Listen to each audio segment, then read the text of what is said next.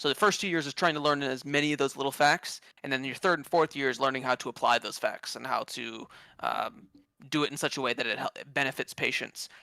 Really, what it is learning how not to kill someone. Because at this stage in my life, I am probably less useful than I was 2 years ago. Because I know too much now to not pick the wrong thing, essentially. Like, when it really comes down to it, like, I have to. The reason why there's so many people above us is because I have to learn how not to kill someone. Wow. That's your first goal is learning how not to kill someone and how to just at least make them as good as they were when they came in. Sounds Because exciting. the art of it really comes with time. You don't understand your own power yet. Yeah, that's pretty much what it is. Because I mean, once I graduate, I could theoretically prescribe some drug that could kill someone if I'm not thinking about it, and it can be a very fine line.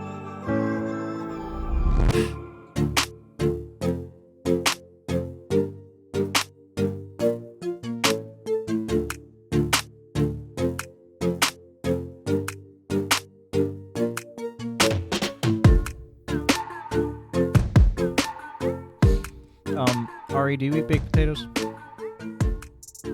Do I what now? Eat baked potatoes. I do. Do you do it with butter and everything, or do you use other types of seasoning flavoring? I use butter. I like to add some sour cream, some chopped up bacon, some Chocolate chives. bacon. Interesting. Chopped up bacon. Okay. Yeah. I thought you meant like Not bacon dipped in chocolate sauce or something else. Chocolate bacon does sound That good. sounds gnarly. I have a good. feeling Dean is eating that potato raw as could be, like a caveman. Sometimes, but not today. What I've been doing lately is like I'll make several baked potatoes and have them as a side for my dinners throughout the week. And the first one will usually be with some butter and whatnot, but after that I usually use like lime or lemon juice instead of butter. Yeah, some butter. Instead of butter, and it adds a little tang or zest to it instead, and it's arguably, I would say, healthier than just eating a bunch of butter all the time. So, like, why don't you just use like some avocado oil? I don't have that. Otherwise I would. Avocado oil is so good. I've completely replaced my olive oil with avocado oil, and I'm never going back. It's arguably like it's like I'm gonna have $1 more expensive. I'm gonna have to keep it because my significant other is used to having barrels of it in their house. So what? Olive oil. Well, you should try to convince her to do avocado. One, it's better for you. It's got a lot more of a better variety of omega fatty acids. But look at you. Look at you, like a medical expert. Yeah. I try. I'm working on omega-3 or omega-6. I'm pretty sure it's omega-3. I think omega-6 is actually. There you go. That's the med school talking. I think it's Captain.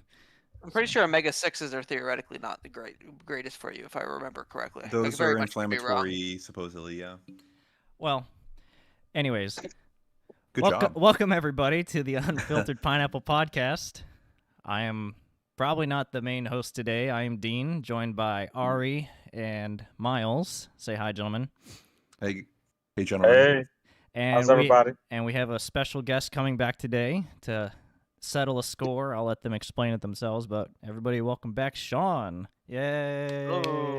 Special guest. Woo! Woo. Don't edit in clapping noises. And you edit clapping noises. Note to self, crickets. Yeah. Crickets. So I figured today that we should talk about our experiences. I think that Sean and I have very unique experiences in terms of, so I go to law school and Sean goes to med school, and today we're settling the score, which is better, which is worse, and why Sean is a stinky poopy butthead. Yeah, that is going to be a whole other podcast in and of itself, I think, but I'll get the receipts. Yeah, so and we'll actually also field some questions from you two if we ever get to those. But if we feel like it, if contributions matter, we'll ask you guys questions. Ask good questions. If you're asking stupid questions, then what's 2 + 2? 4. It was med school. Yeah, better. Look how fast he answered that. Look how fast. Yeah, we don't do math at law school. Actually, all the people that hate math go to law school, so that's a fact for you. Oh, Well, okay. most people in med school, I'd say, also hate math, except we just make sure that we have to keep a calculator with me at all times. As long as Oh, I can add dang. and subtract, then I'm happy. Now, the You people actually that do the have to real have math, one. the people who do the real math, those are the pharmacists. There's a reason they exist. Those are the So chemists wait, and the like, pharmacists. Yeah. don't like pharmacists have to go through like med school too? They learn. Yeah, I mean, they learn all the body systems similar to how we do. They go Yeah. way more in depth in drugs. I mean, and I honestly, pharm is probably up there in the part of the hardest courses that I've taken thus far. Huh. I mean, because every drug, even if they like interact the same way in the body, doesn't mean that they're every single one in the same class. They do the same thing, Hmm. but they all have their little nit. Maybe one causes a rash, one causes this because of I don't know weird stuff. But like, farm's up there. They're those are some smart people. I could never do it. I could never do it. Yeah. Wait, did they get paid more than regular doctors, like No, internists? no. But that's good. But they're not directly involved. I mean, they are involved in patient care, but they're not Hmm. like. They're So not like, making if the I'm prescriptions. They're not making I'm the gonna order a assessments. drug. I'm gonna order a drug. It's gonna go Actually, to the pharmacists pharmacist. can make prescriptions. Yes, they can. They can. Yeah. It's just very. It doesn't happen all the time. Oh, okay. Yeah. Like so, let's say I order, I don't know, some antibiotic for you, right? Because you Yeah. have a sinus infection or something. I send it to the pharmacist, and they're gonna say, okay, well, they'll look at all the rest of your drugs, and be like, all right, well, I don't want to give you penicillin because of X and X drug are also going to interact with it. I think you Hmm. should give them this one based on all this stuff. They'll send it back to you and be like, all right, and then you'll either approve it or deny it. You'll just say, hey, I really wanted to use this one drug for whatever reason Hmm. because that one works best. Even though you think it's not going to be as good, I still think, and at the end of the day, I have the final say. Okay. Huh. But I that's did because you wanna- have interaction with Oh. the source. Like you can directly interact with the patient, and they give you Mm. Yeah. time and the personal information, like what's going on. Yeah. Yeah, you have Yeah. all the information. Yeah. Now, the pharmacist doesn't have to dispense it, Hmm. but and that opens up a whole nother can of worms. But Neither does the insurance. Interesting. that's exactly so. And insurance, we could talk about that too at some point. But insurance are the people who really practice medicine. Doctors don't practice medicine. Actually, Oh, lawyers. you said the lawyers, lawyers. Yeah, I thought lawyers, you said the lawyers and lawyers. insurance. They're Actually, the yeah. ones who really Nowadays, practice. nowadays it's the lawyers that assign your prescriptions. Yeah. Oh, 100%. Isn't that right, Miles? Sometimes.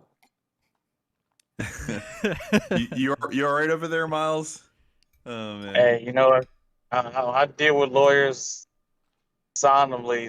Sometimes it's not from my choosing. Let's just say Oh that. man. It's not a strong Oh. start for you today, Ari. No. I'm actually have a sore throat, so apologize for that. I will ask though, what do you guys think is like harder, like materially? Do you think law school or med school? And I want to hear your reasonings. So, Miles, what do you think? You think So me, law school is harder? 100%. I think that's a very easy decision. I think that law school is harder solely because I don't see a lot of law students having like secondary jobs and all that type of stuff. Like I see people like, oh yeah, I do med school after work, or it's like, yeah, I'm practicing to do this.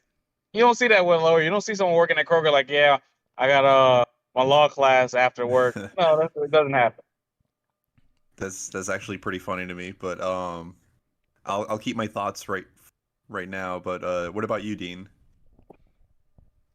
I don't know. What Miles said is interesting. Yeah, I haven't thought about that. I have a lot to say about that, but I just want to hear your thoughts first.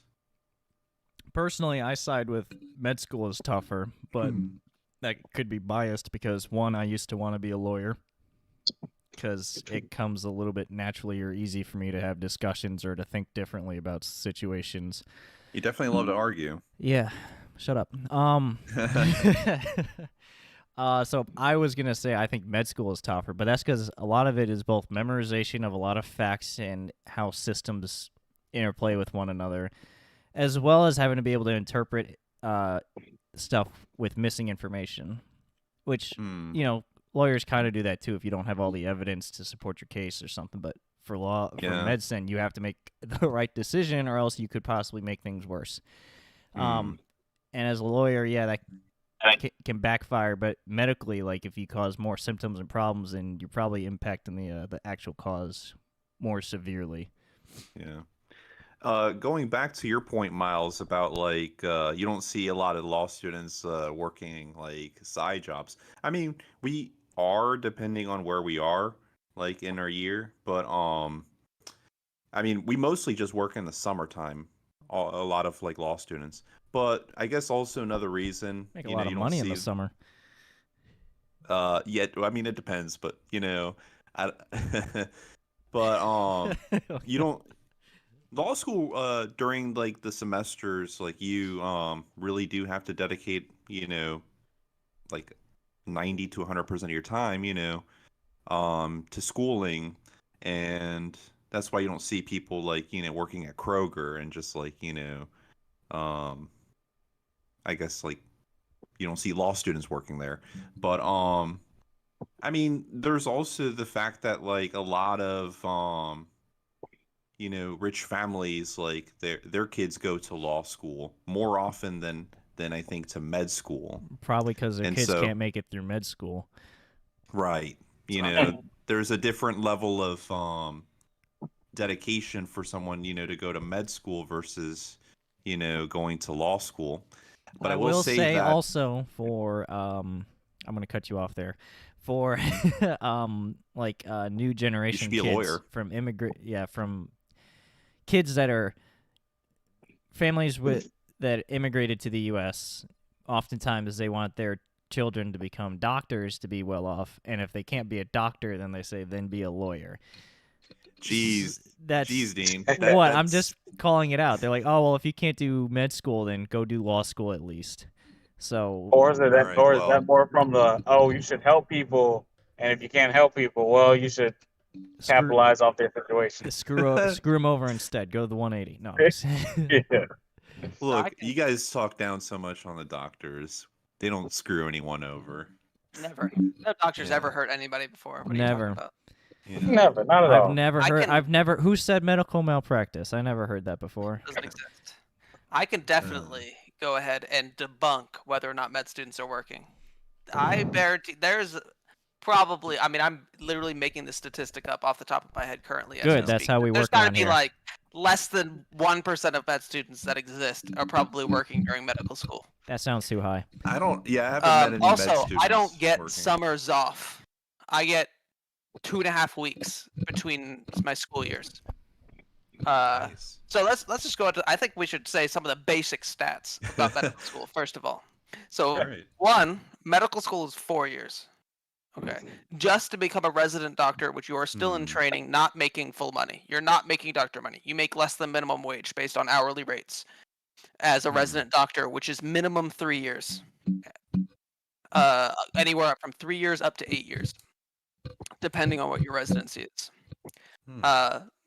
Your first 2 years of medical school are your in clinic or in class schooling. So that is where you're in a classroom, typical lecture hall.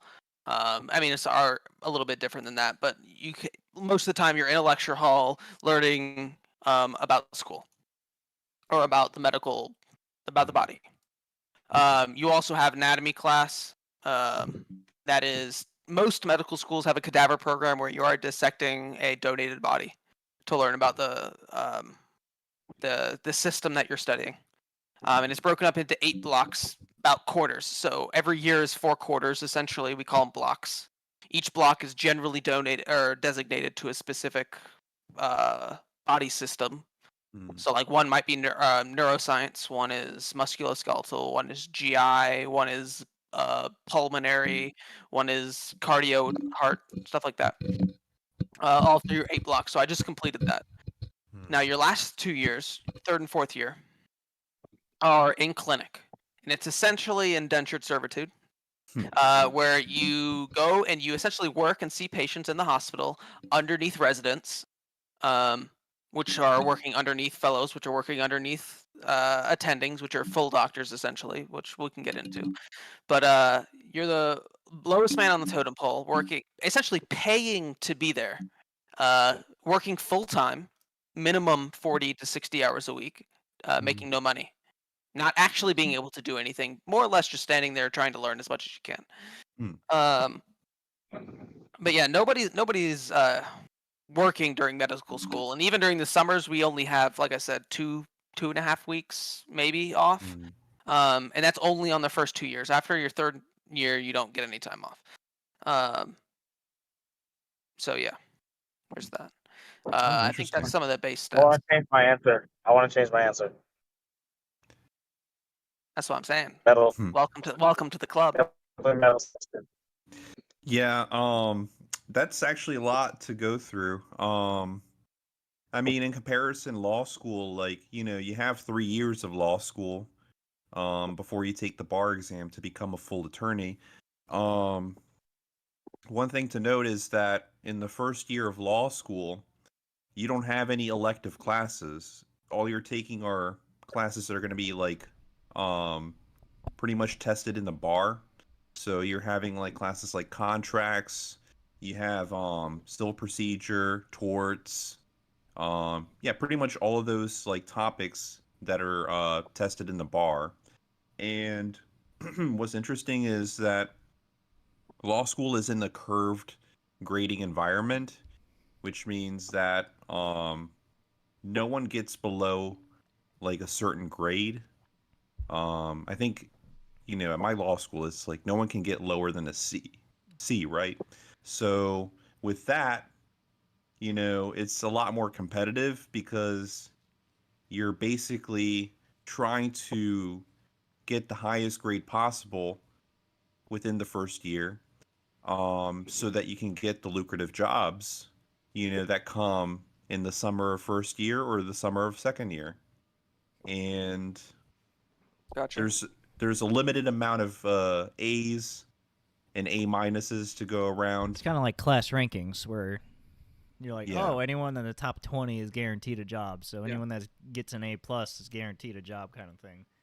Our school has Yeah. rankings, but no, it does. They don't rank like 1 through whatever. They just do. They have like a scatter. So at the end of when we graduate, we get like Scatter this. plot. A It's scatter essentially plot. a scatter plot, and it just shows. It has a dot, and it shows you where you are based on everyone else. Oh, that's Essentially, crazy. That's my but dot right there. but we can definitely Actually, fail. honestly, that would be better for law school. That'd be more fun, actually. That'd be You only entertaining. know. Yeah. And then you have to go find out who else has what placement Yep. on that plot without like giving it away Exactly. as a law student. Yeah. Oh man. You know, they say Pretty dope. 63% of the people here.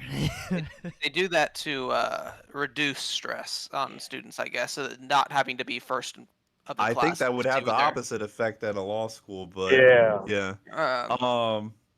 So, and the thing about the first year classes is, all the classes don't really have really like any assignments or grades. You're basically just doing readings, and then your only grade is going to be the final exam.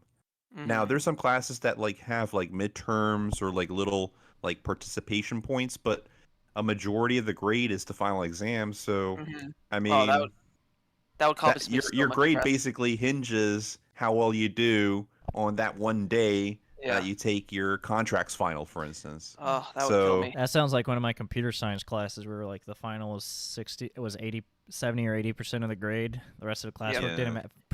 Attendance was 5%, and the final was like 80. I was like, oh, look, I just have to show up. I'll pass.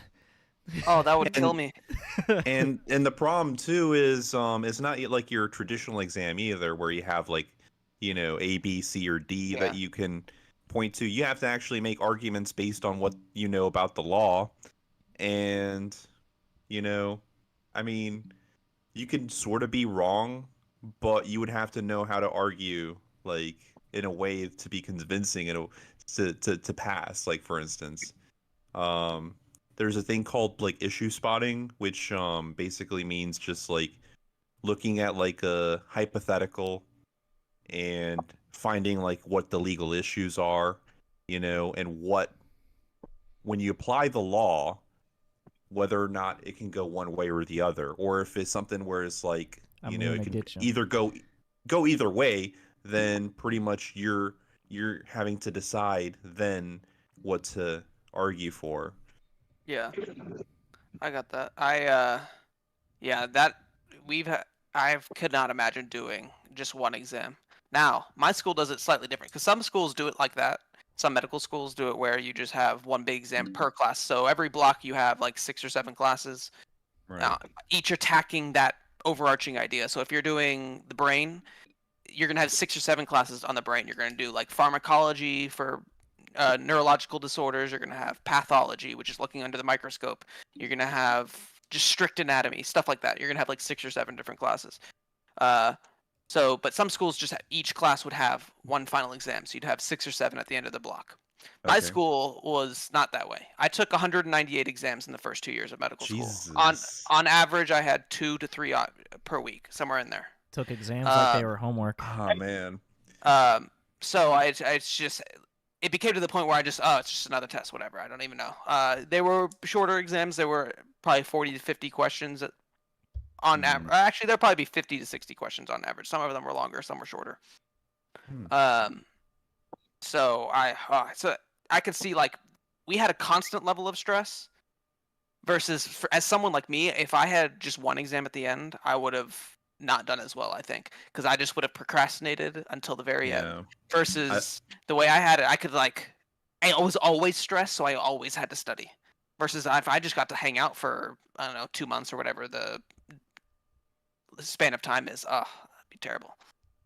I think law school would have been better just having like hundreds of exams versus just the one big one at the end of the semester. But also one thing to think about with law school finals is they have a limited time on it. So I mean, let's say you're taking a 4 credit hour class. So you're going to be given like 4 hours to take the exam, and you have like, I don't know, maybe like 5 questions in total. But the thing is, like, those 5 questions can be like, more than 4 hours worth of, spending time. And so, and like people tell you, like, whether it's like law professors or attorneys, it's like you will never get through like an issue spotter. Like you won't find all the issues. Like you can only just focus on, finding it and then making the arguments for it within the amount of time that you're given. Otherwise you're not being efficient and you're basically setting yourself up to fail. Oh yeah, I have to do that. We get 90 seconds. I think it's like 90 seconds. Let's just say. I don't know exactly. It's somewhere between a minute and 2 minutes per Right. question. So whatever that is, times the number of questions. So if it's 90 seconds, it's 90 seconds times 50 questions. Whatever that ends up being, that's how much time you have to take the exam. And you definitely have to, like, if you don't know a particular topic, you have to be able to game the exam sometimes and say, hey, I just don't know this answer, so I'm just gonna have to, I don't know, put C and then move on. Take an educated guess, like a good test taker. Like a lot of a lot of medicine. I've definitely, as someone who just took boards, a lot of board studying is learning how to be like, okay, well, I know it absolutely can't be A, B, or D, so it's either C or E. Or sometimes there's even longer. Sometimes they give you like 7 options, but you got to be able to cut it down to as few as possible and be like, I really don't know, but I know it can't be these. Eeny, So meeny, I'm just miny, mo, catch a tiger I'm by just so. gonna go with C and move on, because I could sit here for 4 minutes and waste half my time in the test, or I could just move on and spend that time doing other questions. And maybe come back if I have time, yeah. Yeah. Yep, that's test taking like 101 right there. I learned that really young. That being a good test taker has helped a lot in medical school. Oh, yeah. Yeah. I think it doesn't matter if you're a good test taker or not in law school. So one thing is they standardize the way that they want like responses to like questions. It's called IRAC, which is like an acronym for like what's the issue? What's the rule? What is the application of the rule? And then what is the conclusion? So It doesn't matter if you're taking like a final exam for contracts or taking the bar exam. They all want the same thing, which is like in that format. Yeah. Medicine has the same thing. It's called the SOAP note, which is just your medical note, except we're not writing those on our tests. We're Hmm. like when I see a patient, I'm going to write a SOAP note. So SOAP is S is subjective, O is objective, A for assessment, and P for plan. So in every single one is going to start in that order. So subjective is your history that I'm talking to you about, just the subjective kind of things. Objective is your labs, your studies, all these other things. My physical exam, objective findings that aren't changed based on what you told me. Assessment is what like my medical acumen, what I think about what's going on, and the plan is Right. obviously what I want to do, where we're going from there. So like whenever if I'm presenting a patient to my higher up attending, they want it in that Mhm. order. I'm gonna tell them subjective assessment or subjective objective assessment plan. Um, and I have to do like every block we have a standardized patient, which is just a fake patient essentially that's been trained to portray a specific disease. And they Hmm. give us 30 minutes, and I have to go see that patient as pretending I'm their doctor, and then write up a plan or a whole SOAP note and present it to an attending physician essentially, and we get graded based on that. That's our one grade on that per year. That's crazy. I'll really get into that in the next 2 years, where I'm actually seeing real patients every day, all day. And you're gonna be doing soap notes for them too? Yeah, I'll be writing notes for the attendings, and then they'll change it if they don't like it, or they'll keep it if they like it, kind of thing. Dang, that's crazy. Awesome. Um, I And the mean, thing like is, with oh, What was sorry, that, I go was Miles? ahead. just gonna say, you're good, Miles. No, go ahead. Um, Oh, um, so like the thing with the first 2 years is where it's mostly learning facts. So our tests are not based on necessarily the logic of mm, medicine and the art of medicine, essentially, which takes a lifetime to learn. Um, but it's really all the facts, because there's so many minute facts that require. That's what differentiates us from like a PA, a nurse practitioner, things like that, or just nurses and whatnot. Is we know all the little facts, or we try to learn all the facts. And honestly, it's impossible to know all those facts, which is why there's 40 right. different thousand different varieties of doctors, pulmonologists, cardiologists, whatever. Yeah. Because you just can't be good at it all. So the first 2 years is trying to learn as many of those little facts, and then your third and fourth year is learning how to apply those facts and how to do it in such a way that it benefits patients. Really, what it is learning how not to kill someone. Because at this stage in my Mm, life, I am probably less useful than I was 2 years ago, because I know too much now to not pick the wrong thing, essentially. Like when it really comes down to it, like the reason why there's so many people above us is because I have to learn how not to kill someone. wow. That's your first goal, is learning how not to kill someone and how to just at least make them as good as they were when they came in. Sounds Because exciting. all the art of it really comes with time. You don't understand your own power yet. Yeah, that's pretty much what it is. Because I mean, once I graduate, I could theoretically prescribe some drug that could kill someone if I'm not thinking about it, and it can be a very fine line. Like it might be the correct drug to give someone, but because they have heart failure, it would kill Mm, them if I gave it to them. And my failure, I can't just mess up. I can't, like, if I accidentally send the wrong email, or I don't know, I can't do that, because if when I mess up, it's someone's dying, and then Yeah. Ari has to come in and take away my license. yeah. Remember, kids, would- know that your would be a family job. medical history. It helps a lot. Yes.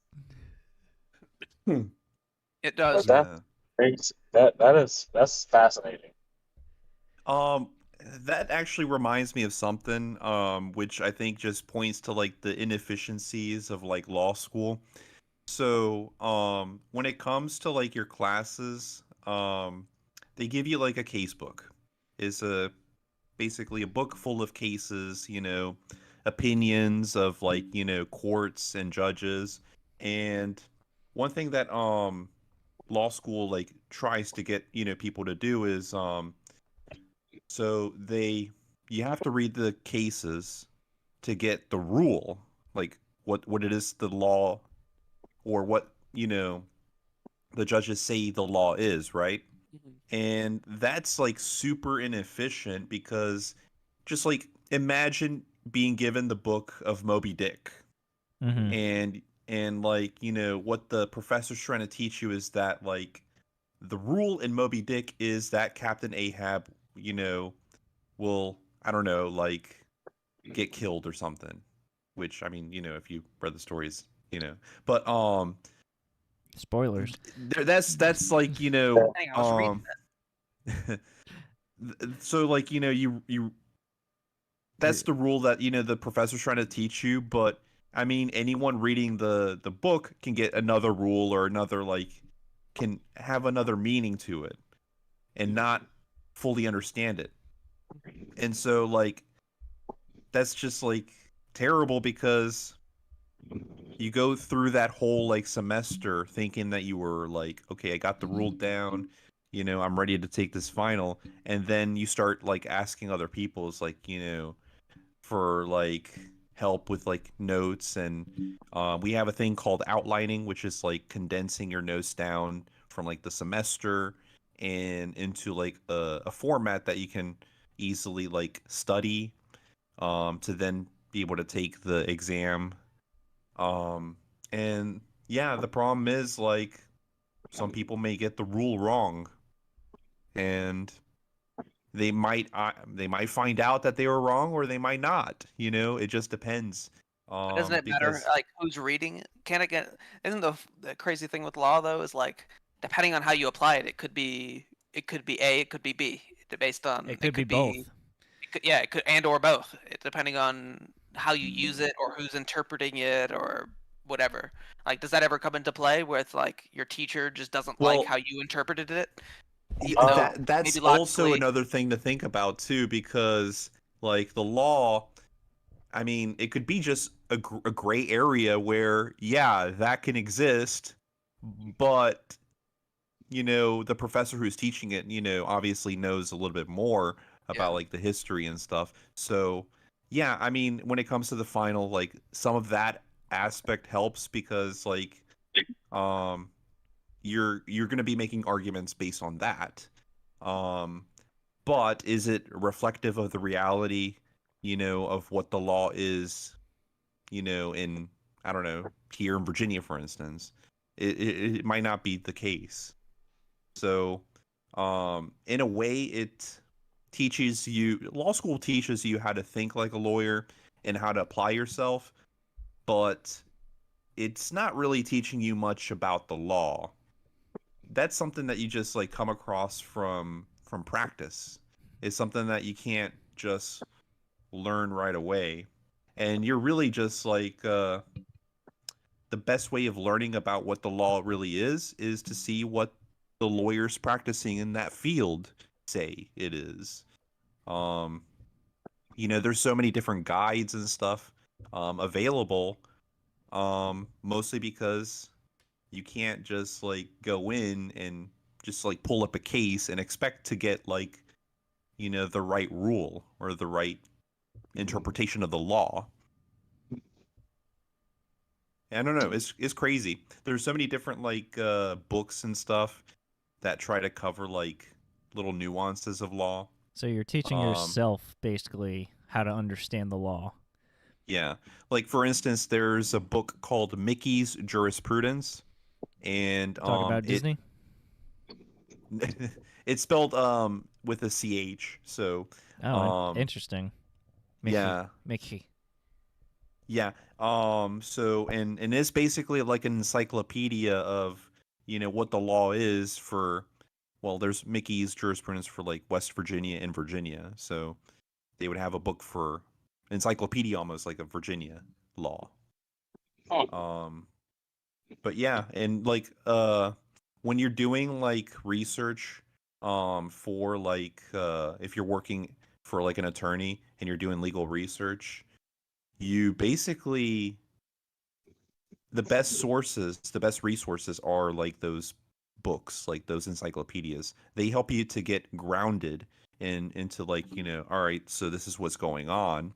And then from there you can look at the cases to say like, okay, and these are like what you need to do, basically. I try to explain it in a way, but like I feel like it's a little bit vague, but Typical lawyer. yeah, giving a Just never lawyerly giving an response. answer. Yeah. But did you guys have any questions, by the way? Like, am I making sense? It makes sense. The big question probably for both of y'all is, what is the highest level of education you can go into in your field? How much I think more we can you both get study? doctorates. I mean, we both graduate with doctorates. Actually, no. Yeah, you're a doctorate as well. Yeah, we We're both not graduated. given the title doctor though, which Oh, kind of yeah. sucks. They're given the title Mr. and Mrs. Yeah. in front of the judge. I mean, in an academic setting, you could use doctor probably.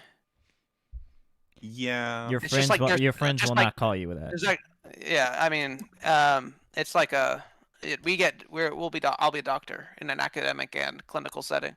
It's actually a big point of contention with like nurse practitioners right now. Is that they're technically a doctorate, but Really? and I some didn't of know them try that. to use the term doctor in clinical setting, which I Hmm. think is incredibly inappropriate because you wouldn't know. Like if you just introduced yourself as doctor, you didn't realize you're getting Yeah, nurse level but care. so like with the thing, that's one thing I don't understand about like med school and doctors and stuff is, nurse practitioners have a lot of power, like They're just by them. lobbying very hard for it. It's very No, but dangerous. like, can't they like prescribe medicine and They stuff? can do everything. Yep, and some states are Everything almost that a half doctor the states. does. Almost half the states in the United States now they can practice independently, not You over see, a doctor. there's no such thing as like like a I don't know, a paralegal that practices law. That doesn't exist because Yep. only lawyers can practice law. Whereas like y'all have nurse practitioners and I think also PAs. physician assistants, PAs, yeah. They can't practice independently. But so like the reason they started to exist, let's go back into the history, I guess, is Oh that boy. we're currently, I mean, the old stat was we are 200,000 doctors short in order to correctly supply the nation in order to, in order for enough doctors to service the nation, essentially, or Yeah. over like 200,000 doctors short. At least that was the old stat a while ago. It's probably way worse now. Yeah. And so what they started is they wanted to allow like 20-year veteran nurses who essentially know it's in their particular field. They probably know almost as much as the doctor in Yeah. order and how to practice, like how to treat. They may not know all the nuances of the disease Mhm. and what causes it, all the little molecular problems of the disease, but they know how to treat it. They know how to recognize it and they know how to treat it because they've been doing it for 20 years. They really do know a lot. So that the nurse practitioner programs were initially designed to allow those 20-year nurses to start practicing and helping service, so to take the load off of doctors. Mm. But now there's like all these nurse practitioner, like basically like diploma mills that you can just pay. You don't ever have to have been a nurse. You can just pay like however much money, a bunch of money, go to school for a year or two, and then you graduate and you can just start practicing medicine. I mean, you generally have to practice under a doctor usually at some point, but eventually you can just go do whatever you want. PAs can do PAs can prescribe, they can see patients and all that stuff, but they always have to present it to the doctor. The doctor has to sign off on their notes. But they could still see people independently. A lot of people, they're really good in like primary cares and things like that. But yeah, no, it's actually a pretty big problem in my personal opinion. But the nurse practitioner epidemic, in my opinion. But that's a whole other topic. There's not really a I mean, there's always a need for legal services, but there isn't that need where we need like people who don't go to law school to become like in a way like practicing law. And also there's a lot of gatekeeping in the legal profession that keeps out a lot of people from being able to come into the practice. You just gave the definition of gatekeeping, but good Part job. of the reason we're so behind is partially one is because med schools, we're not getting more med schools. Really, they're not popping up, and the acceptance rate of medical school. I found these stats actually in preparation for this, in order to fight you. Oh yeah.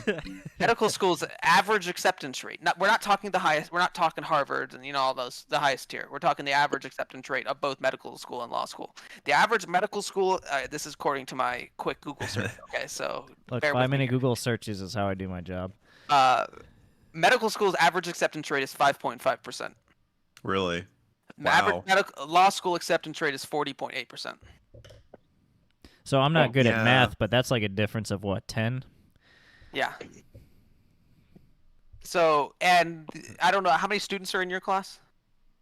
There's about 150. Yeah, that's about how much is in mine. And my school is actually a relatively large school. Hmm. At around that many. Well, we used to have a lot more, but a lot of people failed out.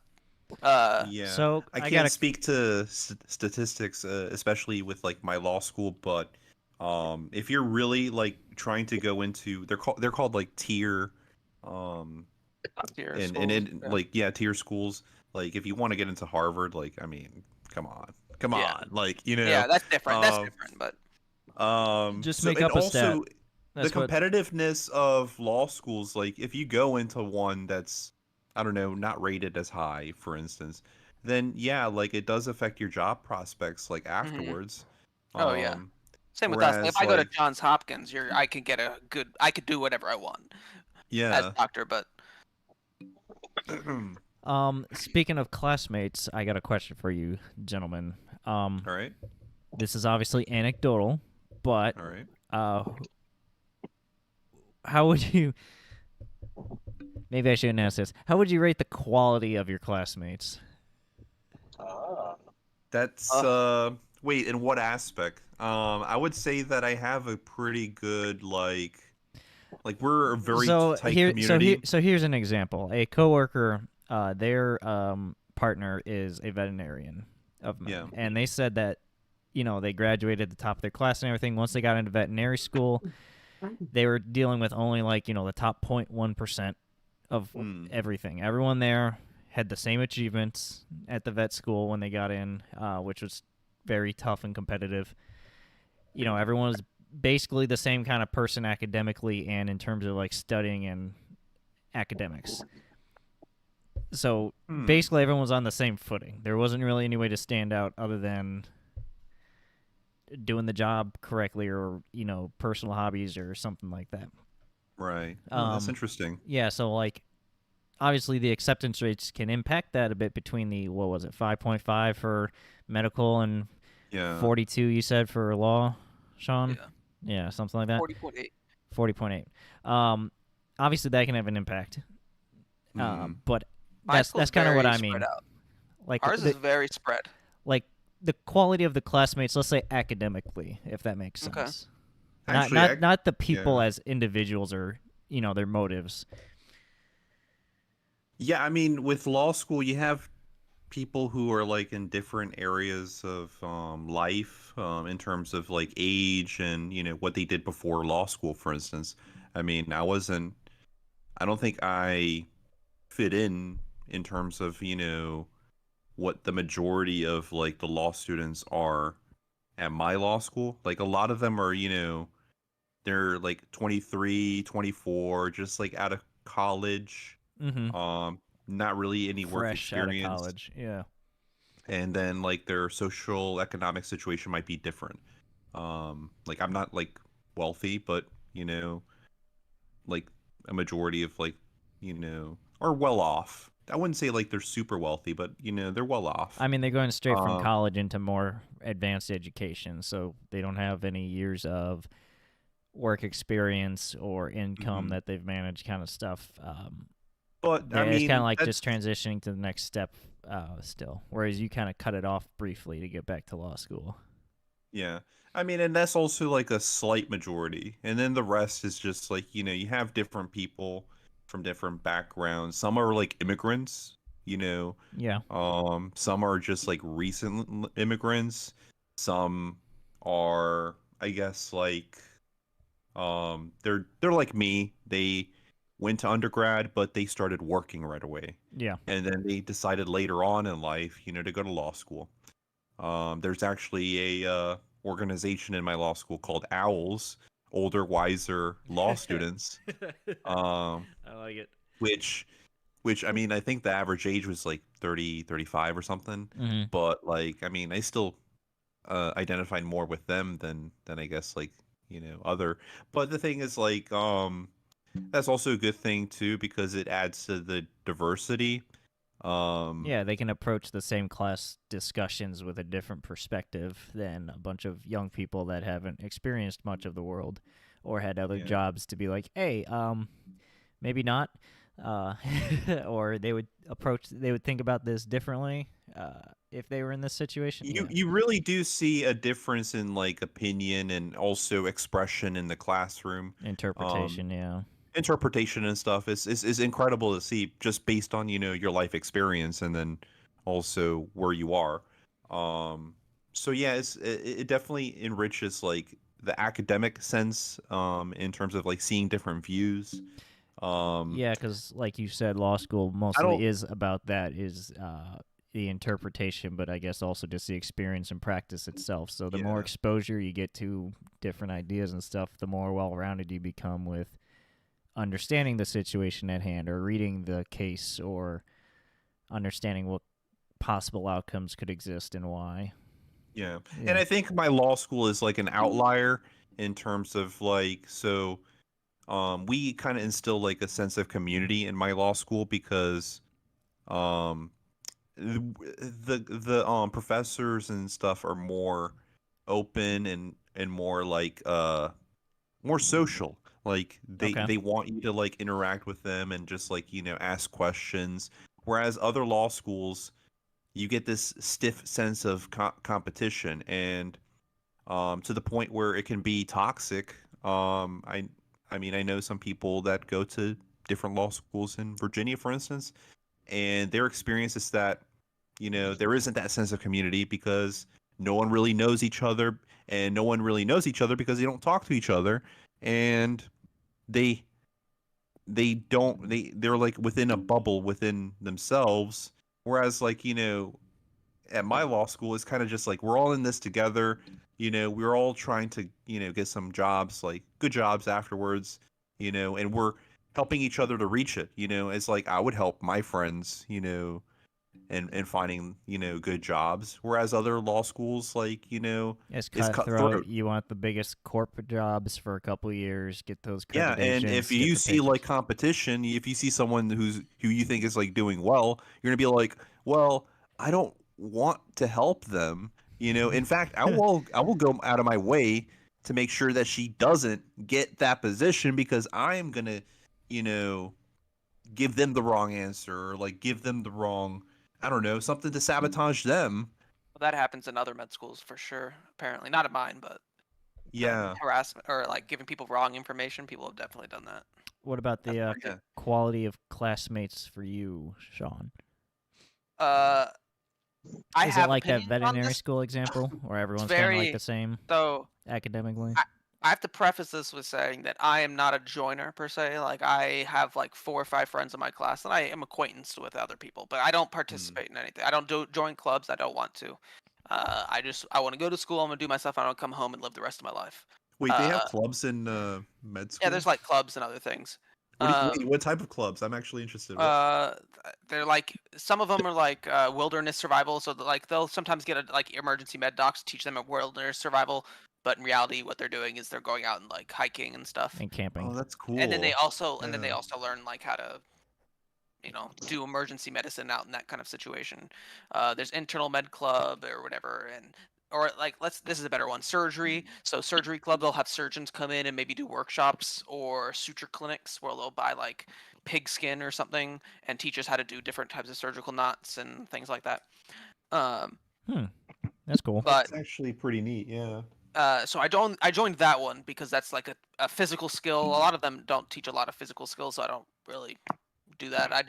And plus it takes up so much time to join a lot of clubs, and I doesn't that takes right from like the rest of my life. I want to hang out with my wife. I want to watch Hmm. TV at Oh night. yeah. Like in my short amount of time that I have after studying, I want to be able to do the things I actually like doing You want that to are live. not medicine. I enjoy medicine. I felt a calling towards medicine, but I didn't. It's not my life. It's not. I don't want to build my life into medicine, and it's already going to take up 99% of the rest of my life. So Actually, that that's that yeah, that that's one pretty good percent of my advice. time, I'm out.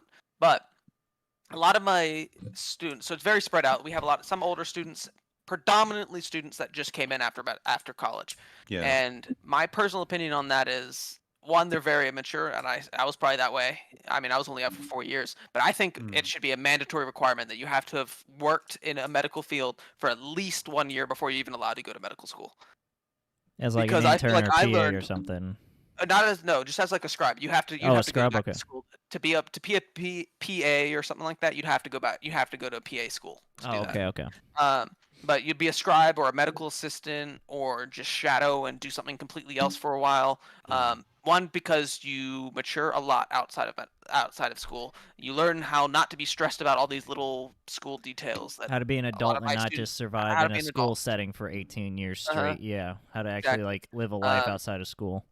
Yeah. Exactly. You'll I think it should understand be your absolutely patients. You'll required. understand your patients better that way too. 100%. Yeah. I've seen so many ways different doctors have interacted with patients. Some good, some bad. I'm gonna take the good and make sure I don't do the bad. I learned how to, as a scribe, like I learned how to write notes like crazy. A lot of other students in my school My students. still struggle with how to write them. Versus me, I could write one in my sleep at this point because I've written thousands of them before I even started medical school. Just from learning on the job. Mm-hmm. But I have, yeah. I have like similar sentiments when it comes to like law school. I feel like if you really want to go into the practice of law, go to retail first. Work in retail for maybe like a Interesting. year or two, and yeah, I mean like you'll do that you'll while get- you're in high school or college. Work in retail for a Yeah, couple yeah. years. Get that human interaction. yeah, because there's so many lawyers that don't really know how to interact with clients, and it's just Yeah. it's I guess it can be the same said for like some doctors, but hmm also that's great advice too. It's like you need to live outside of your profession, you know? Yeah. Your profession shouldn't be like an all-consuming thing. And Yeah. I mean, I get this advice all the time from practicing attorneys. It's like you need to make time for this or like for yourself because otherwise like You'll work lose always yourself. gets done. Yeah. Work always gets Always done, you work. know? There's always work to And be there's done. always work. Make time for yourself because like, you Not know, always that. There's not you always won't- free time. There's not always family. yeah. I don't know. I say like they should at least. I say this with the idea that they should work outside of school, like before they start school, they should work for a year or something like that. And I say that with the Mhm. knowledge that it's a minimum 7 years from the day you start medical school before you actually can practice on your own as a doctor. Like without anyone above you, you could start your own practice. It's minimum 7 years. Most people 10 years after that. And like adding another year onto that makes me cringe a little bit. But like Ugh. I still think it's necessary. Yeah, I think that I'll life ask you, experience. I'm going to interrupt real yeah. quick just to add commentary. I think that life experience coming in right out of school helps shape a lot of perspective. One, you're like, man, do I really want to do this as a career? Or Yeah. is, I have to interact with people on a day-to-day basis, or I have this kind of different type of job to do. Mhm. And also you get to understand what it's like to be an adult and maybe start balancing the phrase balance a checkbook, even though no one really has checkbooks these days. Yeah. Manage some income, have some like free time outside of a school setting, and not being forced in a school setting to interact with people, or now you have to like plan your free time to interact with others or friends or family and be like, oh, I guess I am free this weekend. It really helps people grab a hold of like pacing and control of their life to just make better decisions. So It's necessary to just, cultivate like those social skills, but also, to prepare yourself for the profession. Before I forget, Sean, I wanted to ask you like what area of medicine you wanted to practice in.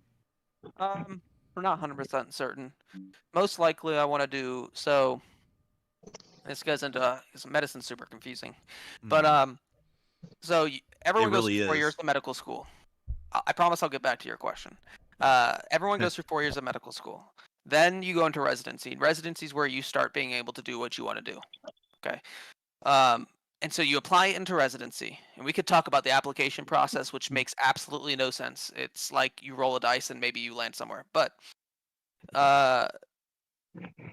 you apply to residency, and what you kind of want to do. So, but there's certain fields that you can apply to. So there's like you can apply to general surgery residency, internal medicine residency. Some of them are very specific. Like you can apply if you want to be a psychologist, you could do or a psychiatrist. Sorry, if you want to do psychiatry, you could apply to psych residency. You can apply if you want to do neurosurgery. Neurosurgery has its own residency.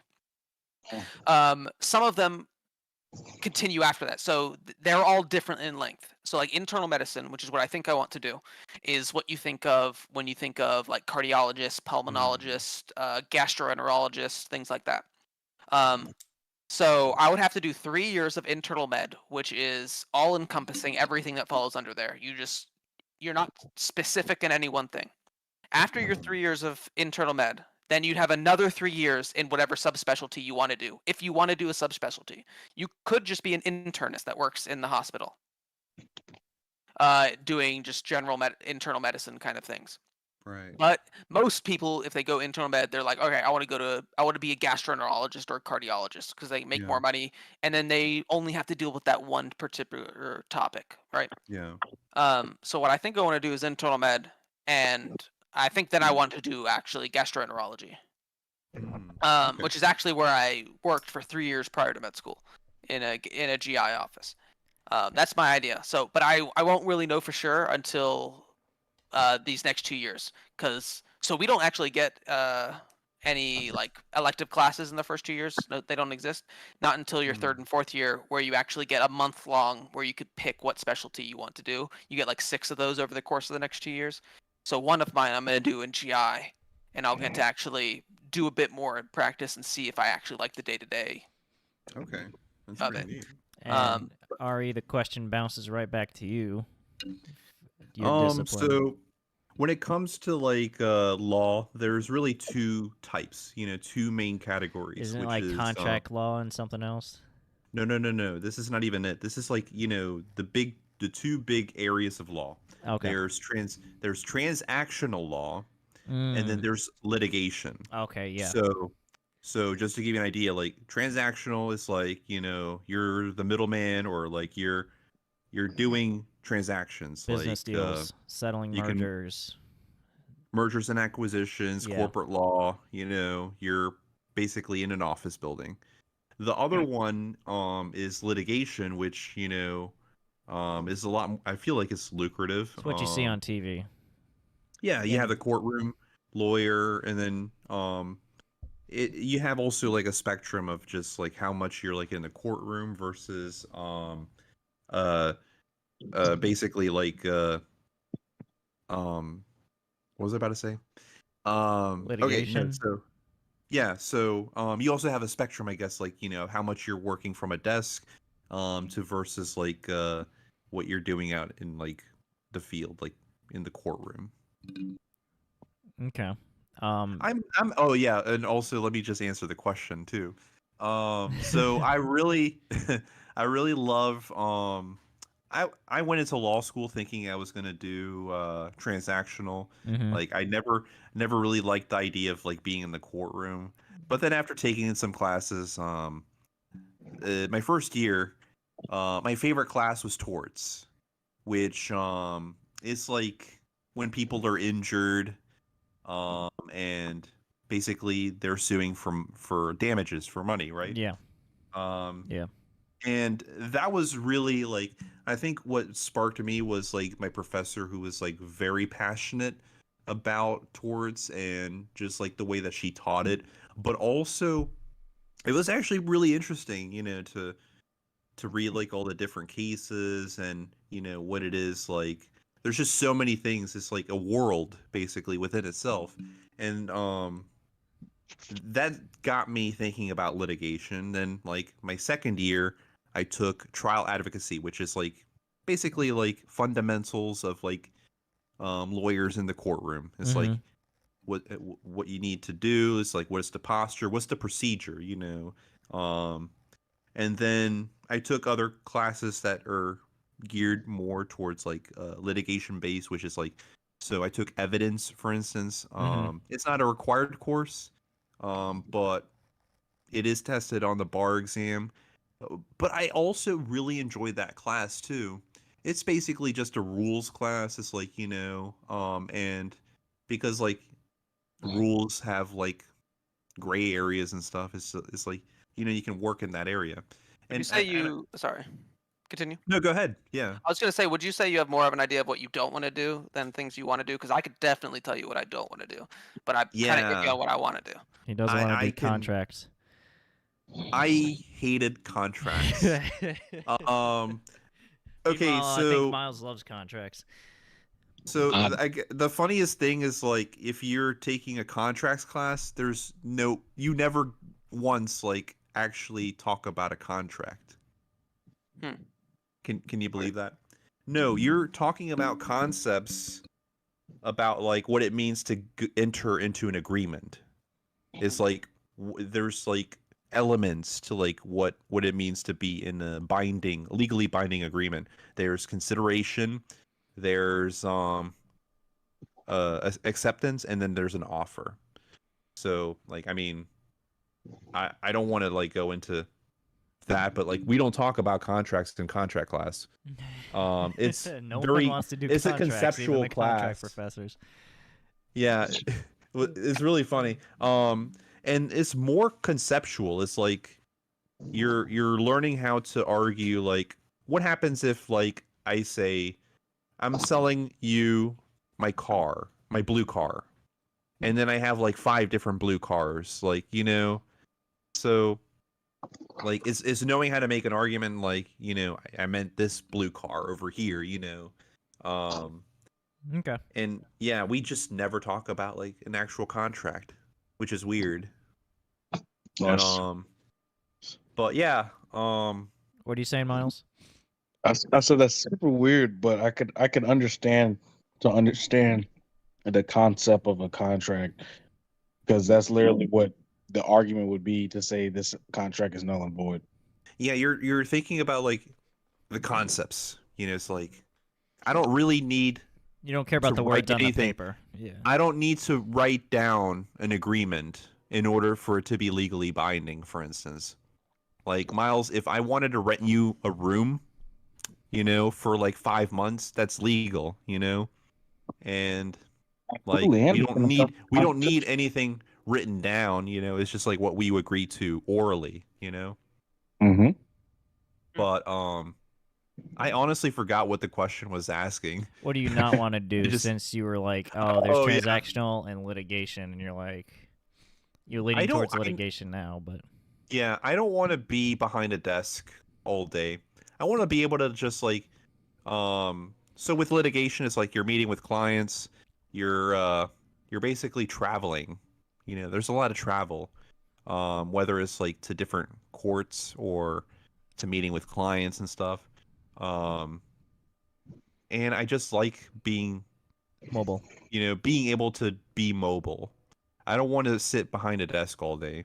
I mean, it's nice to have, but I just want to be mobile. What about You want to live a you? little bit in the world. You don't want to see the world through the same sheets of paper across Yeah. your desk all the time. You want to be like, all right, so this is the circumstances. This is my client that I'm interacting with. Yeah. Yeah. What Okay. about you, Sean? What do you not want to do? Oh yeah, he cut you off I there. could tell you, I definitely don't want to do OBGYN. Nope, don't. That Oh. is not for me. Wait, Um, why? Gynecology is not that bad. Obstetrics, definitely not. I don't want to deal with hormonal women all the day. That's not the nicest thing in the world to say, but I just there's a million ways things can go wrong with Mm. pregnancy. Now, 9 times most of the time that never happens, but when they go wrong, it can get really wrong really fast. And gynecological like procedures are the bloodiest procedures in the entire hospital. Oh, really? Boom, boom, boom. Yeah. Not that doesn't bother me. I just don't want to deal with it. Not for me. Nice pun. Yeah. I don't think I want to do cardiology. I don't like dealing with EKGs, the squiggly lines. Oh, I yeah. get them enough. They're cool. Not for me. No. I'm pretty sure I don't want to do surgery. Now, if I was a single man that just came into like if I went to medical school right after and I wasn't married, then I would think about what I'd want to do, potentially surgery. However, at this point, after being out of school for a while, I value my lifestyle too much, and Hmm. surgical training is hellacious. They just made recently, in the last 20 years, they made a law limiting the amount of hours you're allowed to work as a doctor because patients were dying, because doctors were being forced to work 120 plus hours a week. So they limited wow. it to 80 hours a week. Okay, still limiting to 80 hours a week. Now, people still work more than that. They just get told not to register their hours. Wow. So surgical residents, on average, working 80 hours a week for their 6 years of residency. They work 6 to 7 days a week. There's this idea called the golden weekend, where you actually get both days off on a weekend, which is like maybe once or twice a year. Yeah. And wow. so I don't want to do that. I think surgeries would be awesome. I think it'd be a really fun field, especially once you're out and you're your own surgeon. You can set your own schedule, do whatever. But the training to get there at my age now and wanting to have a family, wanting to have a life outside of medicine, there's no way I want to do that. Yeah, Most likely, there's a. Oh, I'm sorry. unless it is the only thing else. What you ask any surgeon is, if you like anything as much as you like surgery, do that other thing. Do not do surgery. But if surgery is the only thing you like, then do surgery. That reminds me of like the concept in law. Like a lot of attorneys like they bill by the hour, but it's not like, let's say I do some work and then I bill for like the whole hour. No, that's not a thing. No, there's a lot of free labor involved, Yeah.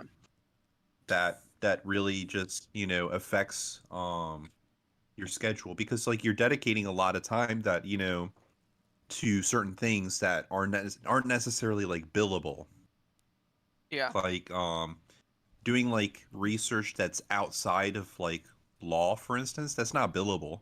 Yeah. Like you're ultimately doing something to help like the case and whatnot, but ultimately like you can't bill the client for that stuff. Yeah. And there's a lot of rules and stuff about like yeah.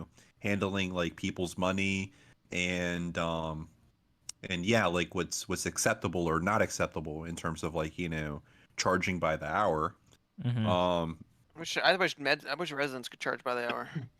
But you That'd be- want to know that'd who probably be makes that good. money? The hospital system, Yeah. or that's who makes it. Yeah. Because Yeah. imagine 80 hours. All right, so first year residents make $55,000. It's set legally by Congress how much residents can make. First year Really? residents make $55,000 a year, and then next year you get like 58. The year after that you're maybe 61. Then you're 64 or something like that.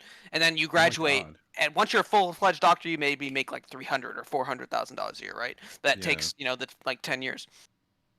But but during residency, divide $55,000 a year divided by 80 hours a week. Instead of 40. Yeah. That's like Cut in $10 half. an hour. Yeah, you're down Yeah. to minimal wage, less than Yeah. almost.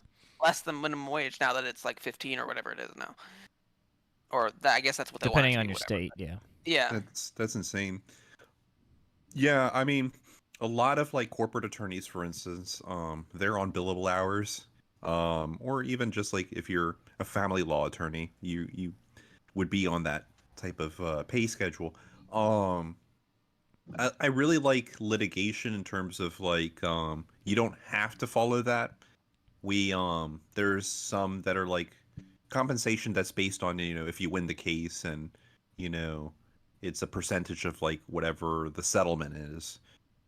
There's also like where your client pays you for the work that they are contracting you for, and there's also a mixture of all of those too. But overall, like I'm actually working at a medical malpractice firm that also like practices like personal injury, and so In you know- preparation for you, Sean. Nice. yeah. So while I'm not going after Sean, I'll also be helping people who are like involved in like car crashes, like, and it's really interesting because like Do you get to make those fun the- commercials? the You Yeah, are the maybe. Billboards.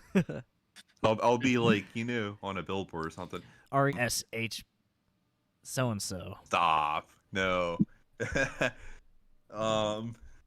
We'll close the deal right. You're in good hands. But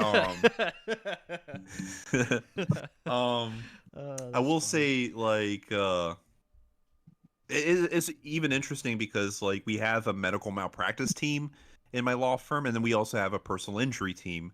And, like, just the stuff, like, the law is a little bit different, but also the way that they charge, like, the clients, like, for medical malpractice, like, we're trying to get to the settlement, and then that's our paycheck.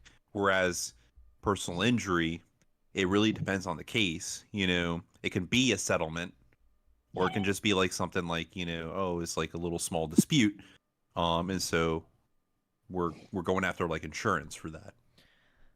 Gotcha. Makes sense. Well, Yeah. Miles, Mm-hmm. what questions do you got about the schools? Here's my question: do y'all do dissertations? No. No. No. I'm very surprised at that. Our boy just got his doctorates in psychology, and he had a final dissertation, and it was amazing. I thought all doctors had dissertations, so that's all. PhDs, PhD doctors. We have writing classes, and I don't know. I wouldn't call that a dissertation, though. I think that's completely different. I am glad that I don't have to do any research. I hate research. Wait. Never wanna do it. There's research, though, in law school. I'm sure there is. I'm just saying, I could. Most med schools want you to. Most residencies want you to do research and write papers and stuff like that. I hate research with every fiber of my being. I'm glad somebody likes to do it. I agree Not for with me. you all the way. We have a thing in law school called law review, and basically is doing research for like the professors, and I mean, who would want to do unpaid labor? And also, like, I mean, I love research and stuff, but they have like very specific rules in terms of like how you cite things, citations. Oh yeah. And it's a pain in the ass, like, I just hate the blue book. So like if you guys are like familiar like with the MLA, the APA, those citation Those formats. are citation formats for those listening. Yeah. The blue book is the most horrific thing. Like, so I've seen it a little bit. it's actually like a literal blue book, and it's called the blue book, and it has like rules and stuff of like how you can cite certain things, and it's just like you go and look through it, and it's like it's not organized in any particular way. Well, I mean it is, but like I wouldn't say it's useful. Like I can't just like open the blue book and expect to find the answer. It actually have to know what I'm looking for. But yeah, that's the worst. Okay.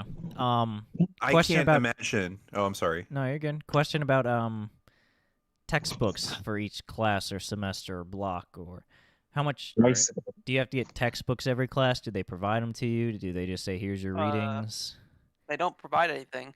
However, Yeah. I know most med schools, at least mine, theoretically, hypothetically, no one knows this is for sure. This probably might happen. That most schools have like drives or like hard drives that you buy one, and then you have like a big that will pass down this treasure trove of like every textbook and things you might ever need for school. That doesn't happen, of course, strictly speaking. Ari, make sure that on the record that does not happen. But yeah, Okay.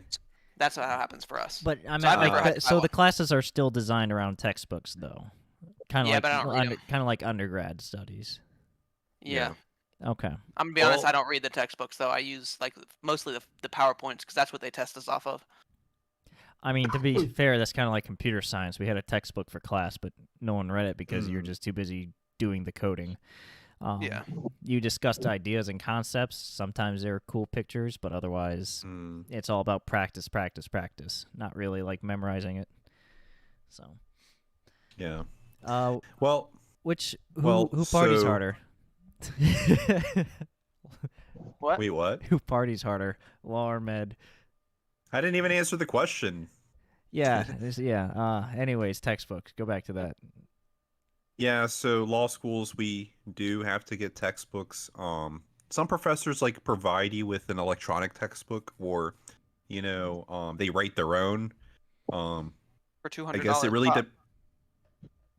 like I was gonna say, like that really depends on like the professor too. It's like they can go like with a publishing company and get it for like really cheap, like maybe 30-40 bucks, or they can just be an asshole and charge you $200 and $300 for a textbook. The full that price you- for royalties.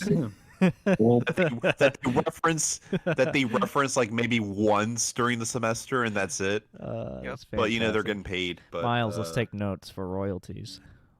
No, I have bought a textbook recently for my recent thing for starting next year though. Okay. Oh, really? Yeah, it's at least I think like for this one I want to have it in paper versus just online. It's like because I'm doing surgery, so I'm gonna be scrubbing in and assisting during the surgery. I mean, mostly I'm just gonna be like maybe suctioning fluids out of the way or holding a retractor to hold up the incision open, basically. But throughout the surgery, they're gonna be pimping me, which is the fun term of where they ask you like, "What is this artery?" and they point to something that you can't even see, and they get mad at you if you don't know it. And then they'll just basically they ask you one thing, and they keep going deeper and deeper and deeper into that same topic until you don't know. Because if you know it, then what's the point in you being there? You're not learning. I thought So you they're just meant. I thought you were about to say Oh they keep man, going. I love that. So they're just gonna keep going until you don't know something, so they can teach you something. They So- do that I at law thought- school too. I love it. I thought you were gonna So- say they keep going deeper in the body until you can't say That something. also happens. That also happens. But Oh, man. so I bought this textbook. It's basically like my surgery dictionary essentially. So like I'll have to go onto the health record, find all the patients we're going to see that next day, and then at night the day before I'm going to have to read that and actually figure out what we're going to be doing. It has like commonly asked questions about the surgery, all the steps of the surgery, so that I am somewhat prepared walking into this procedure that I've never seen before. So that's the first textbook I've actually bought. That's cool. I got a weird question that just came to my head. Ask it. Which I guess between the two, Yeah. which one of y'all would have the worst diet while studying? Diet. Yeah, Oh. nice. That Ooh, that that's a kind of really plays a good part in question. my I have a party terrible question. diet now, and I'm I'm not lucky. even in school right now. I'm lucky. I'm married and she loves to cook, so I eat fantastic. Again, I thought you were Oh, gonna say man. something like she loves me. So She does love me, yeah. so so she says. I think I might have the worst diet, but I think because like Sean's lucky in that aspect. Yeah, he's got I'm- someone taking. If you didn't have someone that loved to cook and loved you and wanted to keep you alive and happy, I'd probably eat the same thing every day. I don't know, something What is easy. that? I'd 1 go like minute a month ramen at a again? time. Cup and I'd be eating like a burger at dinner for every night, or I'd just have like baked chicken, or I don't even know, something easy. yeah, that's not bad. If I even I don't even know. Chunky It'd soups. be terrible. Chunky soups. Yeah, exactly. That kind of stuff. Super fast. Loaded with all the sodium you could ever want for an entire month. That kind of Hey, stuff. that's fine. Sometimes you just need a quick meal to go out the door. Exactly. Mm-hmm. That's why I keep like half a dozen in my pantry. Just you never know if you need an emergency. Yep. They would Or if think. you just need to throw it at somebody that's being obnoxious. Yeah. Or 6 of them. Yeah, I like that question, Miles. Ari, you're already unhealthy. What did you want to add Yeah. to that? You're not. Yeah, you're not studying today, for example. No, like so I'm on my summer break. I'm working currently as a summer associate. But yeah, I have a bad diet. Like I just like go out to eat almost every day. Like Yeah, so that kind of falls into my question about who parties harder. Like when you have free time, obviously, think like binge law binge, students dr- party binge harder. drinking binge drinking can be very Oh, common yeah, in those definitely. professions. So okay. that can kind of fall under so- unhealthy habits. So like who parties harder, I- who's unhealthier in their free time, or who crashes a lot harder, you could say, because All right, sometimes that so, means the I same mean, thing. Both the professions are known for having substance abuse problems, but I will say that lawyers, like, we're proud of our problems. Like, alcoholism runs deep. Like, Don't worry, I okay. can read this book. I'll do it in the morning. yeah.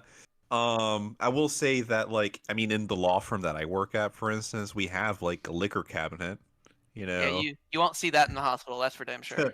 Yeah. I mean, Not, I'm not of the during your opinion lunch that break. maybe doctors. I I'm can't of go have the. a beer at lunch. Or That's 6. insane. It depends on how I can't fast you live drink that in way. half an No, hour. just messing. No.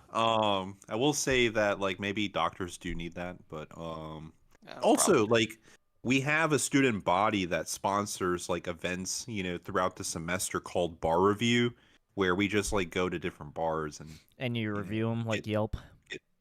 get shit faced. Yeah. I can see that. I know there's definitely some med students that probably party hard and they probably don't do as well. But I've realized that like if I wanted to go out and have some drinks, I'm definitely gonna be noticing it the next day, Oh yeah. and I can't afford to lose a whole day of studying. Wait, so question for you. Have you ever been like hungover like in class or anything like that?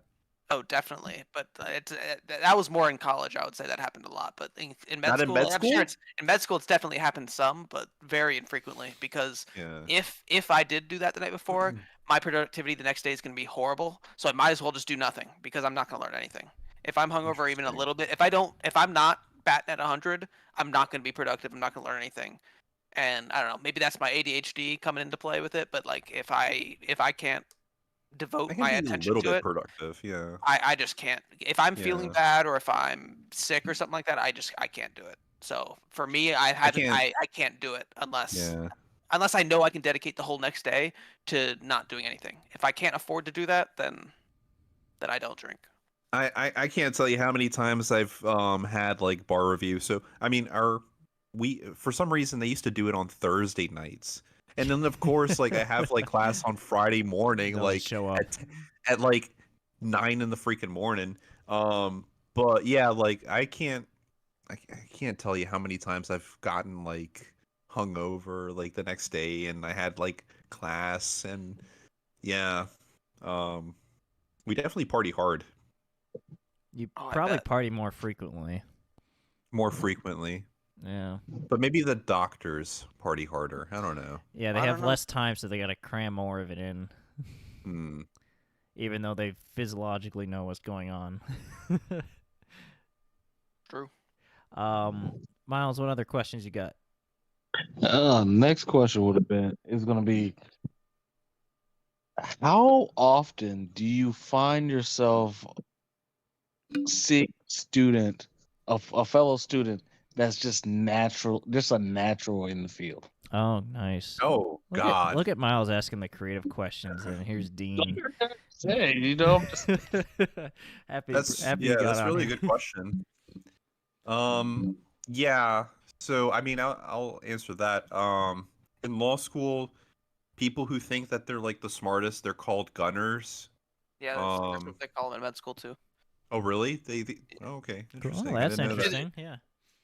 Yeah. So yeah, there's people that are naturally gifted. There's other people who are very well prepared to be in law school. Those tend to be like, children of like lawyers and stuff. Mhm. But yeah, I mean, you see it all the time, like people who are just naturally gifted in a certain field or in a certain course.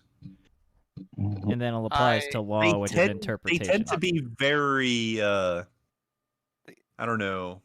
Sometimes they're very socially isolated and people don't really like them. Yeah, the gunners in med school, they're the ones that try really hard. That doesn't Yep. necessarily mean they're doing as well. But they try really hard. They try to answer every question. They want to be the first person in line so that the doctors see them, so that they get the good reviews, things like that. Nobody Huh. likes them.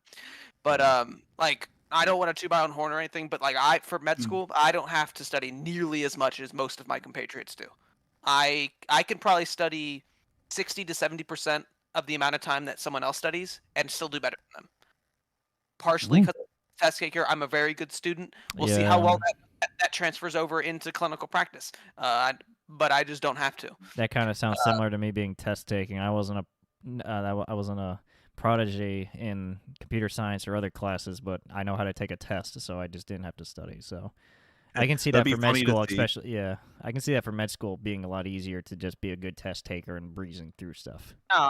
So I focus, but also given that I've been out of school for a while, I've focused my learning on, there's a lot of little facts that you just have to know. Yeah. But most of Mm. my studying has been trying to understand the process, so I don't have to remember that x equals 2. I have to know how to get to x equals 2 when presented with a problem. Yeah. I don't have to see that problem and be like, oh, x equals 2. Duh. No, I just need to know how to get there.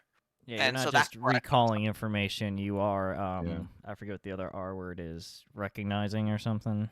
Yeah. Recognizing the problem, Mhm. something. Yeah, you're not just recalling information and regurgitating it. You're like, oh, it's this problem. Seen it a dozen times. Yeah. Yeah. Let me plug in these factors. Okay.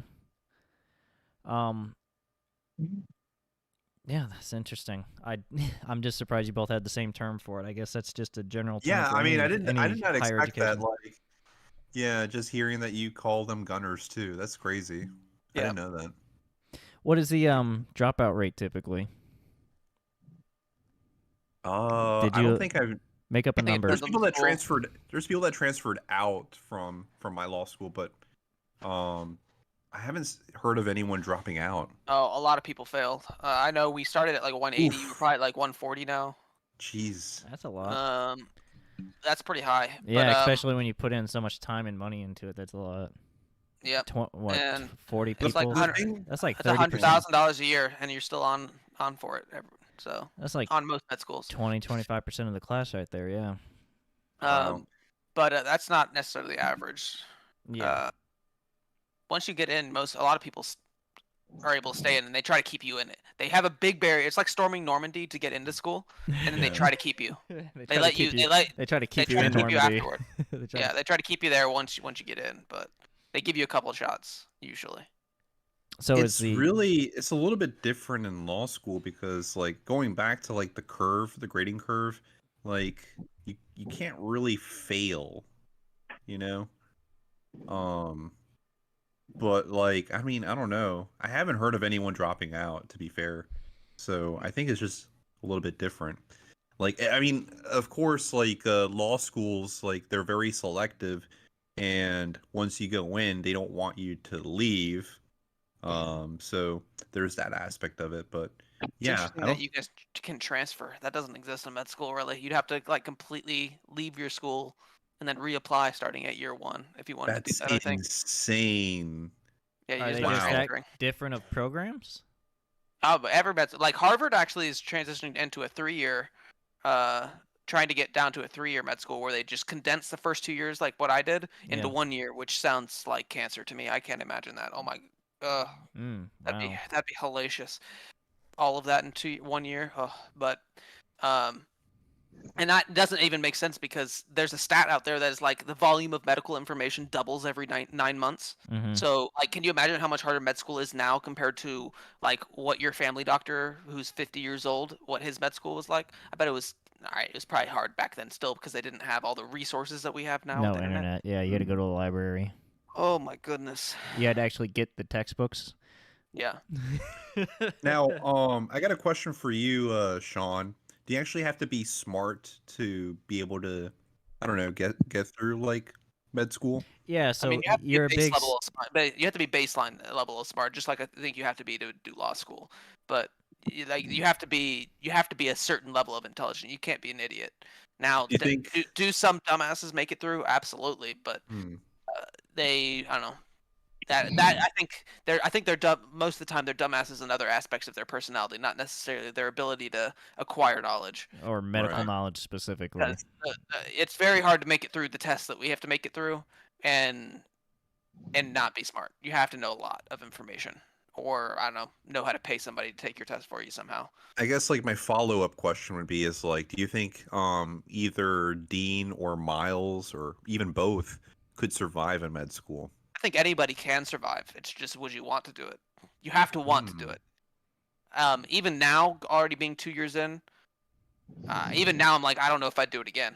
I like that I'm doing it, and I'm glad I'm doing it.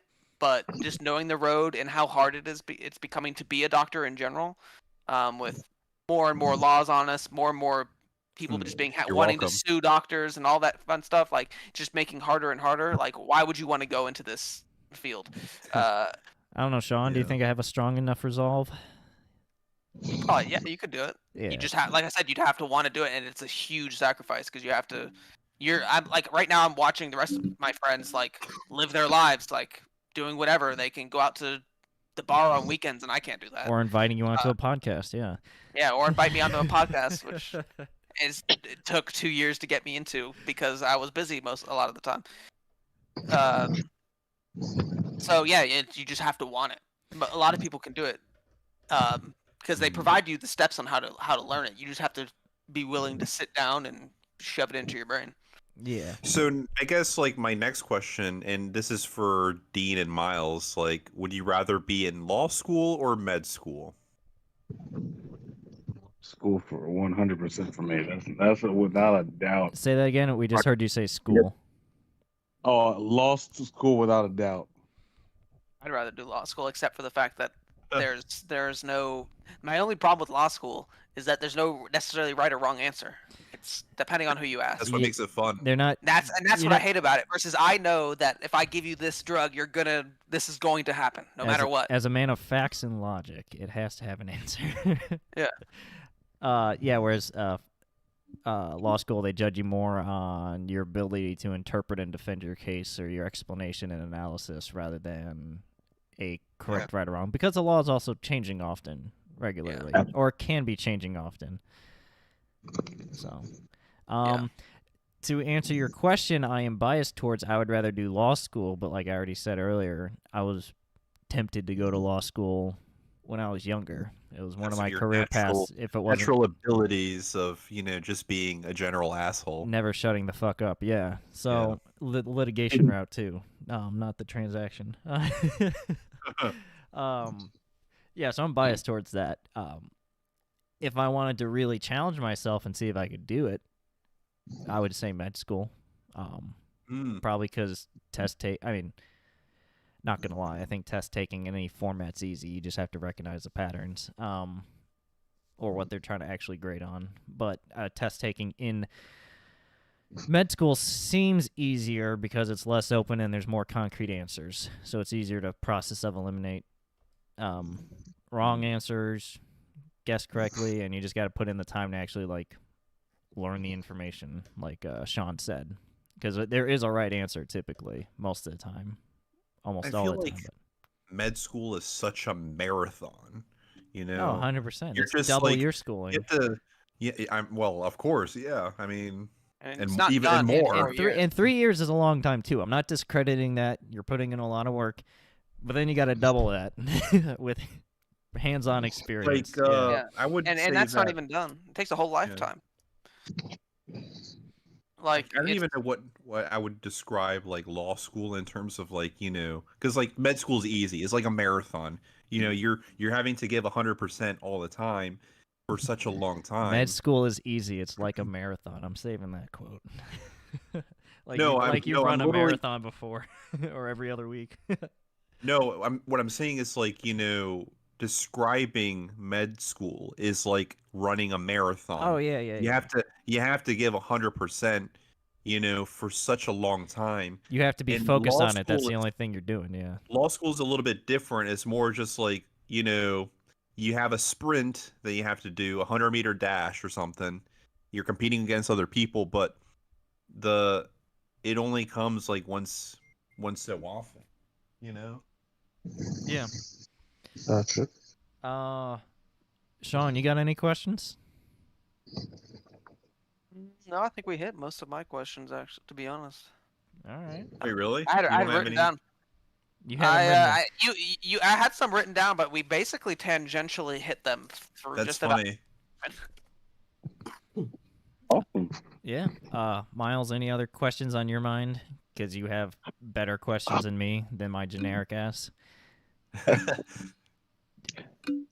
I would ask, what is the social life and dating within the fields, that's a but good Or in the one, yeah. classroom kind of thing? Or with Yeah. other student body, you mean? Or just in the field itself, even after graduation? Yeah, as like a law student, or a med student, can you date? Oh yeah, Is there's that a your lot question? a lot of our classmates have done that. Well, you're Oh, around okay. these people Yeah. for most of the time. It's like Actually, how no, a couple college people works. that got married. already, which is But crazy to wait, me. is it that they date in the med school or? Yeah, they met in med school and have already gotten married, which is crazy to Yeah, me. you see, like and then they're gonna be with working opposite shifts. How beautiful. law school is a little bit different. You actually people can date outside the law school. Okay.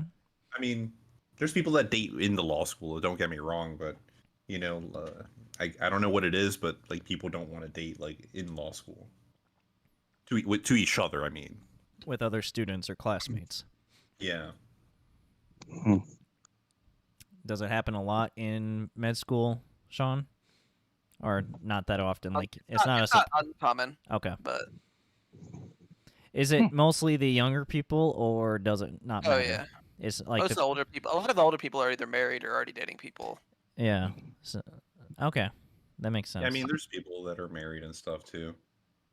In law, yeah. There's actually Yeah. quite a lot of people that are married in my class. You included. Yeah, I was gonna say you. Yeah. Yeah. But he didn't start married, so Yeah. he had to juggle that That's- while he was studying. Wow, that's an achievement. Like. I mean, hats we off had to already you. known each other for like 2 years at that point, so Yeah. Okay. with the intention of getting married eventually. Yeah. What is it? Dang. What is it like to go from student to the prospect of maybe being a teacher or a professor in your field? Would you consider it? Do a lot of people consider that or want to transition to that instead of full-time work?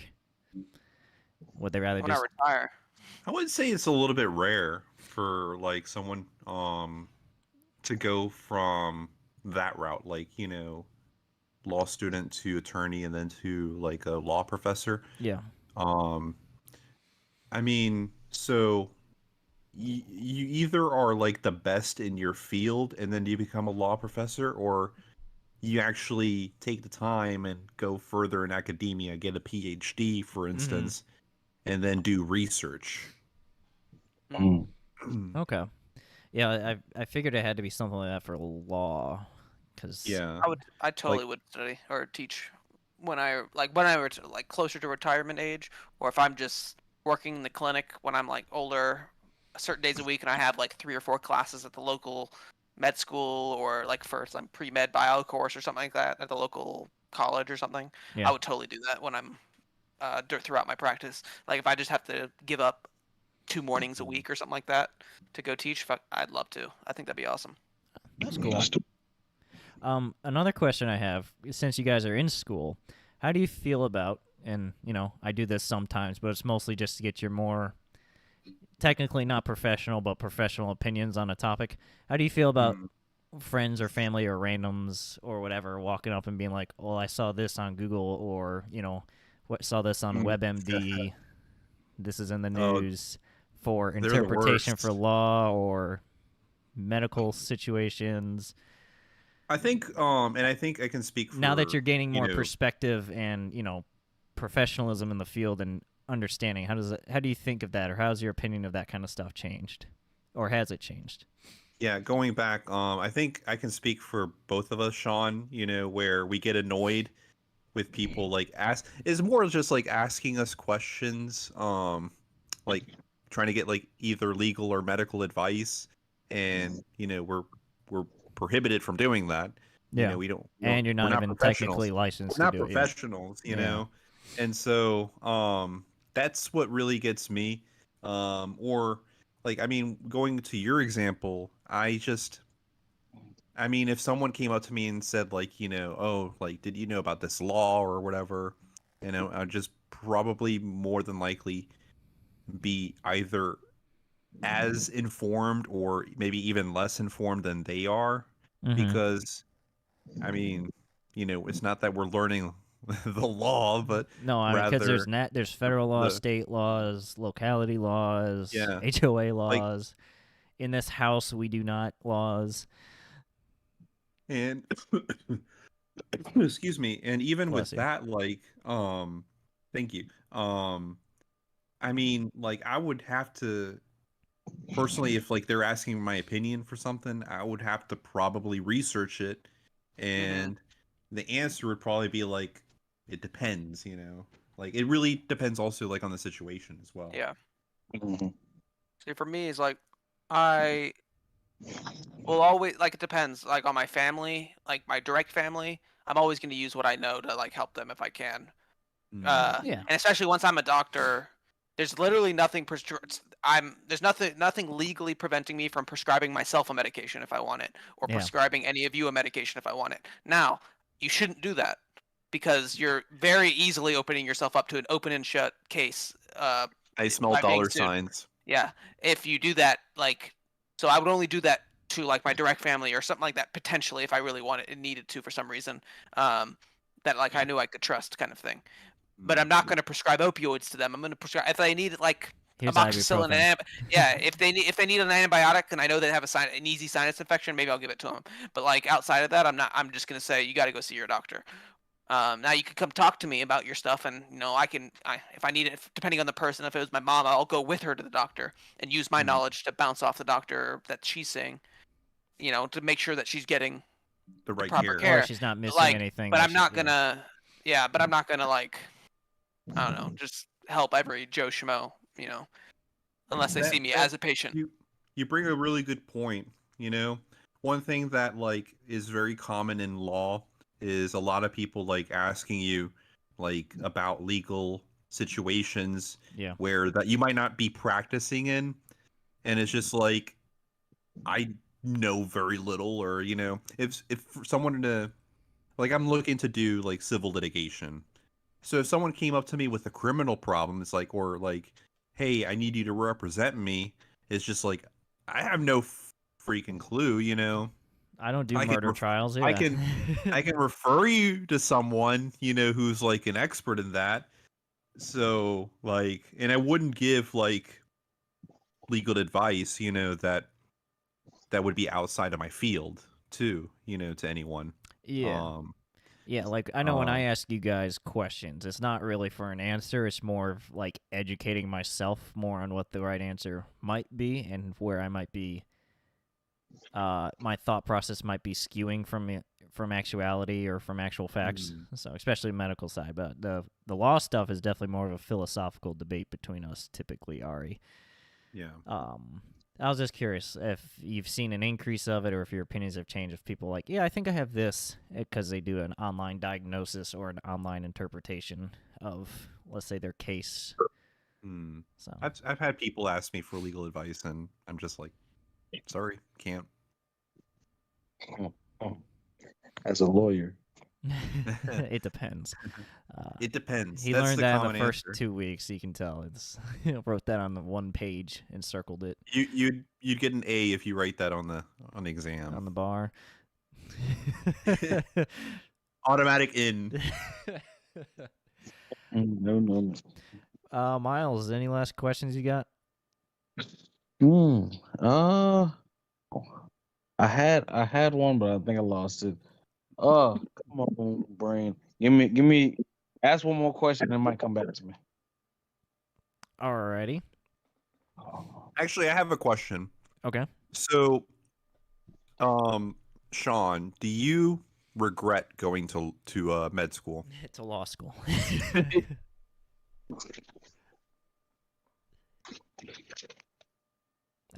We can't hear you if you're talking, Sean. Sorry, my mic was off, I guess. Yeah, But no, I don't regret it. But do I know with 100% certainty if I would go back to medical school? I can't say that I know with 100% certainty. Really? Probably would, Like if but you it had to is leave hard for and it is a long road. And there's much better ways that I can like, especially not like if I would have gone into computer science, I could be making way more money with way better lifestyle with all the fun perks of working at Google or something like that. Yeah. And if you get with those a jobs. perfect, yeah, but there's so many good lifestyles out there, ways to make money now, and still feel just as fulfilled. But I do like medicine. That's what I really like. I like science. I like medicine. I like health, things like that. So I don't know. The only thing that would prevent me from doing it is, I don't know, just the longevity and the rigor of it is it's just a lot. Yeah. I I would got my- say, I don't regret going into law school. In fact, like I say to myself, I should have gone sooner, and mostly because like I I work with someone who's only like 4 years older than I am, but he's been practicing for like a decade, basically at this point. Um, and yeah, I mean, just to be able to gain the experience and being able to practice like right away, Yeah. I would have chosen to do it earlier. I agree. Okay. Did you remember your question, Miles? Yes, I did. Uh, would y'all prefer to go to a different school for your doctorates if you could? Would you change schools if you could? 100%. Huh. Really? Where? Oh, I'd go to like Johns Hopkins or VCU or I don't even know, just some of the top tier medical schools. Would you get because into John Hopkins? he never asked me if I would get in. I would Oh. not get in. I would Just asked not. if No. you would want to go to another one. Would if I could? Yeah, I would go to Okay. those schools.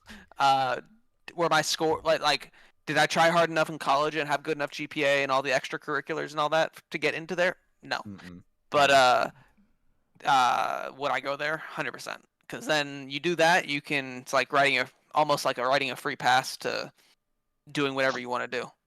And you don't have to like do as well.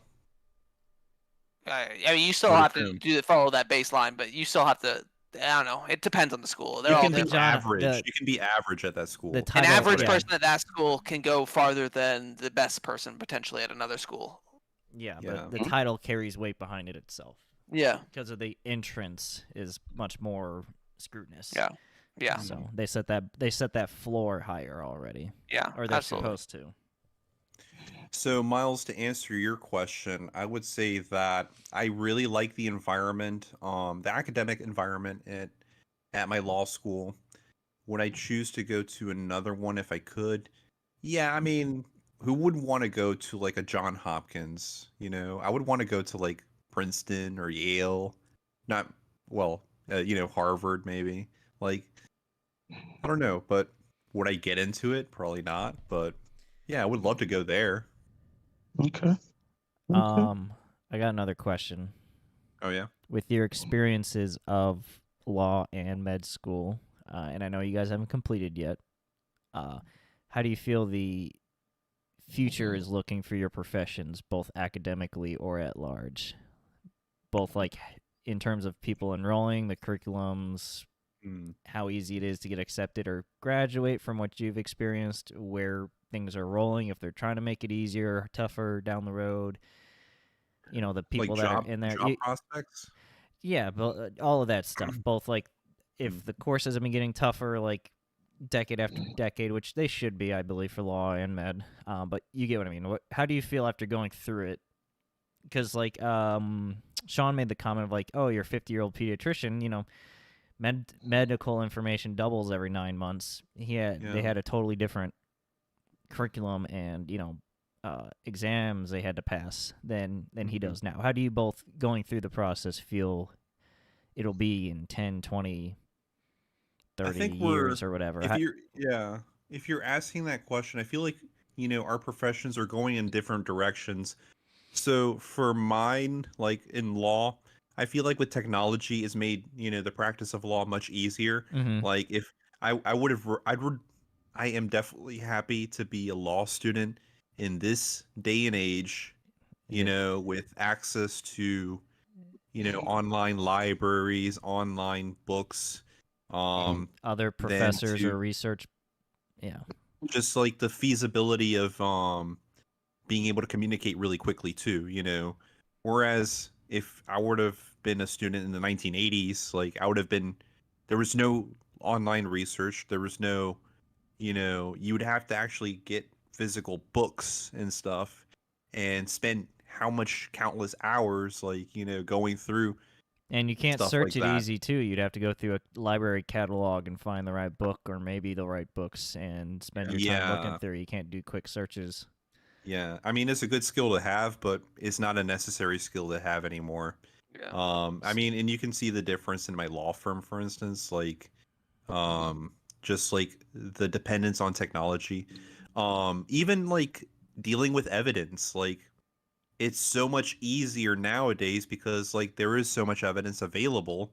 And not only that, but like it's easily accessible. Like if I wanted to, get a freedom of information request to like a local police department, you know, all I have to do is basically just like go online to their website and just like ask for it there, and they'll deliver it to me. Whereas like if it was in the 1980s, like it would have been like a whole process of having to send letters back and forth. Mm-hmm. I mean, And it's just before Sean answers, so how do you feel about the future prospects of both becoming a future law student as well as the profession in general? So like, I feel like our profession is changing. There are some new technologies, and I've actually discussed it in a lot of my classes nowadays, like with generative text technologies, Yep. artificial intelligence, yeah, um, I've had like, those and the discussions dependence plenty of that. Like right now, like they're very unreliable because they'll hallucinate and make up stuff. Yeah. If you ask questions, legal questions. So I think the prospects are good because we'll have that technology perfected, and you know, we won't really need to focus more on like the mental aspects of the job as much. Or the Will be more, accumulation of the facts and research, and you Yeah. mean? it'll be easier to research and then, you know, formulating an opinion. So you think law school is going to be getting a lot easier in the next 10, 20? It'll be 50 years. easier, but I would also think that it would be more selective. I was going to say they're going to have to- to compensate somehow, else more and more people are going to get in with less and less effort, Yeah. which you may It's not gonna want be a thing people to of, pass like, easily. Yeah. Yeah, they're going to be more selective, and it probably would be more expensive. Okay. Yeah. Sean, your thoughts? All right. Oh, I wanted to touch on the thing you brought about like technology. I think Mhm. technology in some ways has made medicine easier. In some ways, it's made it 1,000 times harder. Like having to fill Mm. out all the EMRs and everything like that adds so much stress and like long hours. Like people will work like Mm. 60 hours a week in clinic, and then they have to go home every night for 3 hours just to write up their notes because they didn't have time during the day. Because there's so many little things that they have to fill out just to make sure they don't get sued, essentially. Um, but I think medicine is, I don't know what the actual term is it for it, but I mean, doctors are a vital profession. Like if shit hits the fan tomorrow, they're gonna round up all the doctors. They're gonna grab like all the, the army's gonna be there. There's certain roles in society that you have to have, otherwise society Hey. doesn't work. So like we're always gonna have a job. Yeah. Some- Sorry, Ari, but like I could defend myself in court. Just saying. Sure. If Oh, yeah, zombies yeah. attack, if zombies attack, we don't need lawyers. I'm sorry. You're not gonna litigate to a flesh-eating zombie, but maybe I can cure Who it. I says don't you know. can't? That's I true. say Maybe. otherwise. You Okay. can. Well, It's it just what are you it gonna depends. defend? It depends. It wasn't my depends. client that ate their brains. It was another It one. depends. But vet school, it's just gonna get harder. I don't know what they're gonna do because they're just having to shove more and more into 4 years. So it's gonna be But, tougher to be a student. It's gonna be tougher to graduate. It's gonna Yeah, be but more then we're also selective. learning. We're also getting better and better at teaching things. We're getting better and better. Like people have learned faster and faster ways to learn these things. Like we have these like video things. It's essentially cartoons, essentially for like Mm. drugs or for various microorganisms like that cause various bacteria. Like there's these sketchy cartoons is what they're called, and it's just like a 20-minute video that you watch, and it tells you everything you really need to know about this one bacteria. And there's obviously more and more you need to know, but it's the basic stuff, and it just I can picture the Staph aureus one in my head right now. And like all the images mean something. So like people have learned cool ways to learn some of these hard topics instead of it just being this nameless, faceless bug that you can't see, right? Yeah. So people are getting better and better at teaching these things.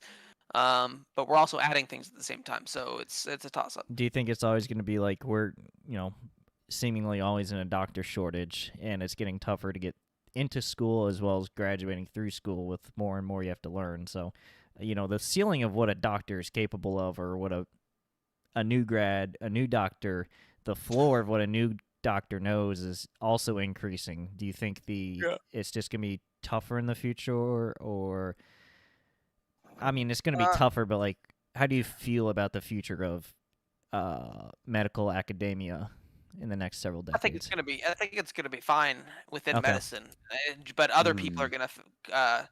For everyone else, it's not gonna be. For doctors, it's gonna be fine. For everyone else, it's not gonna be fine because we're never gonna catch up. Yeah. Hmm. Doctors are gonna be fine, but everyone else maybe not. Okay. Just because Interesting. there may not be enough of us. Yeah, exactly. Because you can't make it easier. Because if you make it too easy, then people die. Yeah, and when you have more information at hand, you're like, well, what we used to think was common knowledge or the answer is actually not the answer, and it's something else that coincidentally just resolves it. Yeah. Okay. That's a good Miles, point. final questions you got? Final question for me. How do you see having a doctorate changing y'all's future?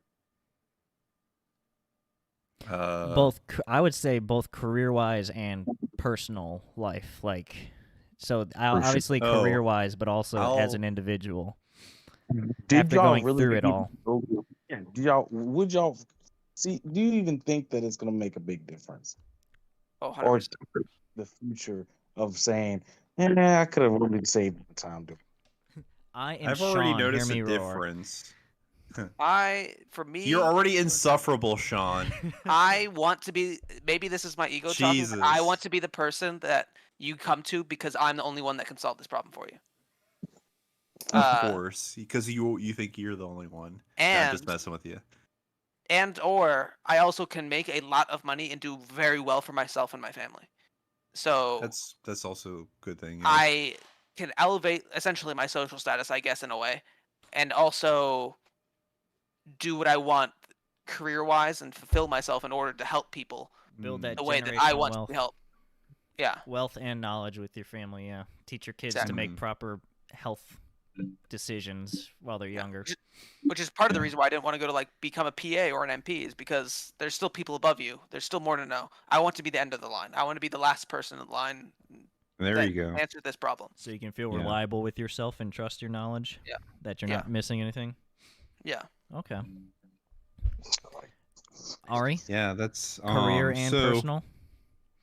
Miles, it depends. I've become insufferable, and I plan to not change. Actually, maybe even get worse as time comes on. Okay. I won't get a doctor like suffix, but you can call me Esquire. Actually, I would prefer Esquire Gentleman. That actually sounds nicer. Oh yeah, you said that the other day. That was funny. yeah. Gentleman Esquire. Yeah, I love that. I'm gonna use that as a title, but no, I mean personally, put like it on your mailbox. I've noticed changes like just being in law school, like how people like treat you differently. It's like, oh, you must be like really smart. No, I'm of the opinion that anyone who really wants to can achieve anything. And You're just determined. Yeah, in a way, but also, like, I don't know. I mean, like anyone could do this. So, and other people have seen you as a change like that. Like, oh, they've reassessed your image, your public image. How do you feel the classes have changed you as a person? Like when you go through college, people are like, wow, there's a lot more stuff I've learned or experienced. How are you feeling law school has impacted you as a personal level with your day-to-day life and understanding? Because law is definitely more, let's say, philosophy-based than med. Maybe, but because you have to deal with a lot more ethos and interpretations regularly. Yeah, I would say that it changed my worldview in a way. I've become more aware of just like dangers in the world, and also how people interact with each other. It's like when you take classes in law school or when you work in the profession, it's just like you become more aware about like the importance of like psychology, the importance of you know, I guess seeing like the different things, the dangers of the world. And yeah, um, I would say it changed like my worldview a little bit. It's definitely made me more aware of like how people treat each other Hmm. and just how simple it is, you know, for a lot of things to go wrong. Yeah. From Like, an outside perspective, it seems like you've become more comfortable with expressing your own opinions or thoughts also on a topic. You feel more comfortable with I don't, relaying information accurately. So I think, yeah, just being able to be not just accurate, but precise in terms of explaining stuff. in communication, But yeah. I don't know if that's like law school or just like being older in general, though. Yeah. Well, law school is kind of tough to distinguish those two because, Yeah. like you said, most of your course work or classes are like discussion based. So, Right. well, I don't know if we want to end this off with Miles and I like placing a vote or something, or just letting the ships dock. I think letting the ships dock. I think we both know. I think I already. I changed my answer early. Hmm. And I think definitely I seemed mean, a lot more rigorous than I yeah. expected. But probably I was thinking about nursing school more than Yeah. med school. Yeah. Nursing school, you can probably do some other stuff. Med school, not so much. Nursing school, I know a lot of people that'll do nursing school outside of their typical 9 to 5. Yeah. Yeah.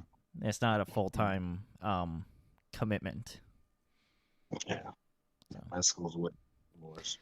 Well, Miles, you got any last words to say before I let these two give their rebuttals or final thoughts, like it's a court case?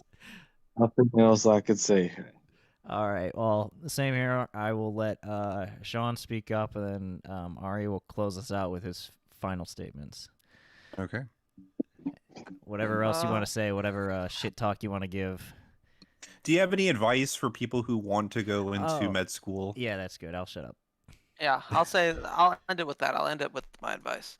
You have to make sure you really want it. Go work in medicine, do something, medical assist or scribe. I think scribing's the best. You'll learn the most. And you get face-to-face time. They can't get away from you.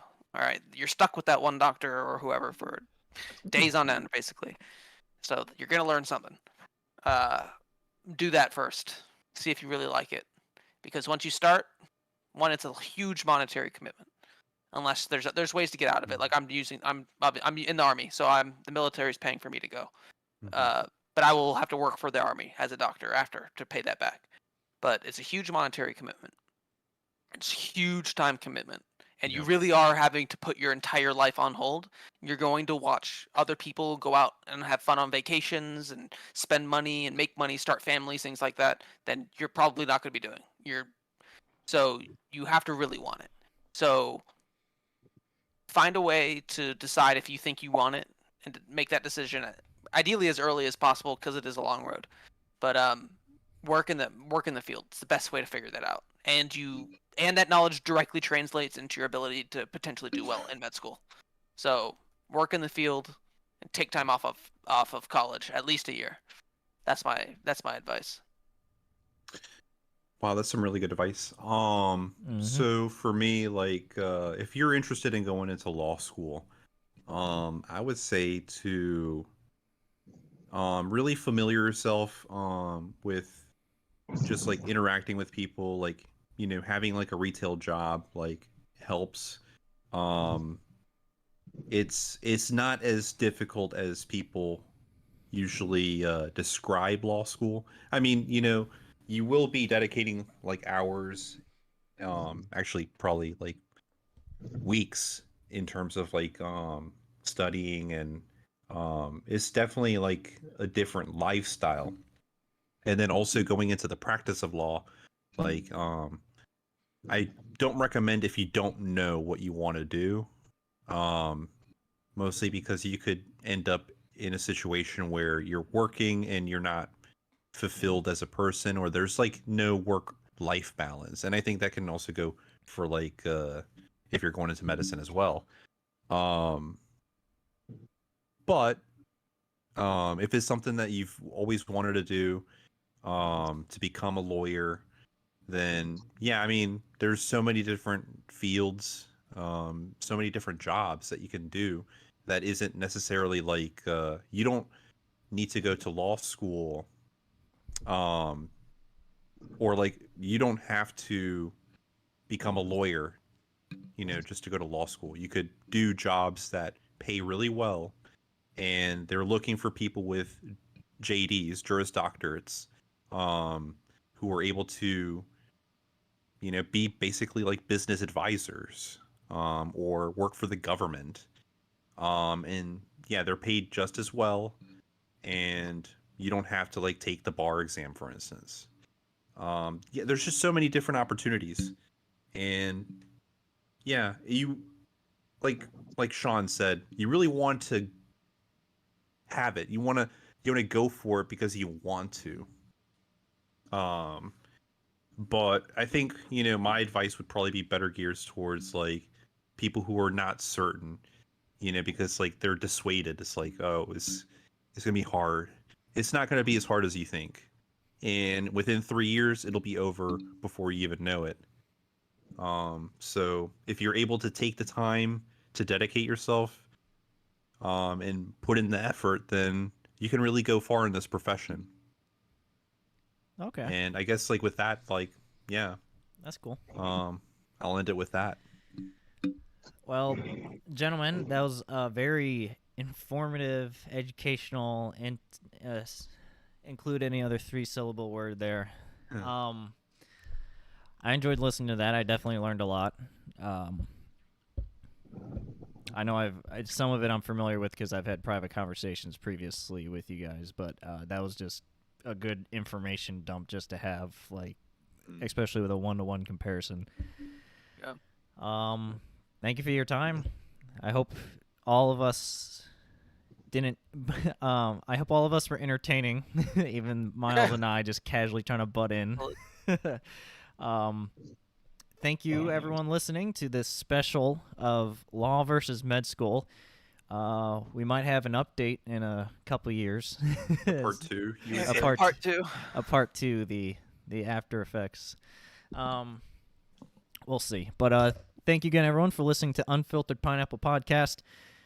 I am Dean, joined by Miles, Ari, and special guest Sean. Thanks for tuning in, everyone. Thanks, guys. Thanks.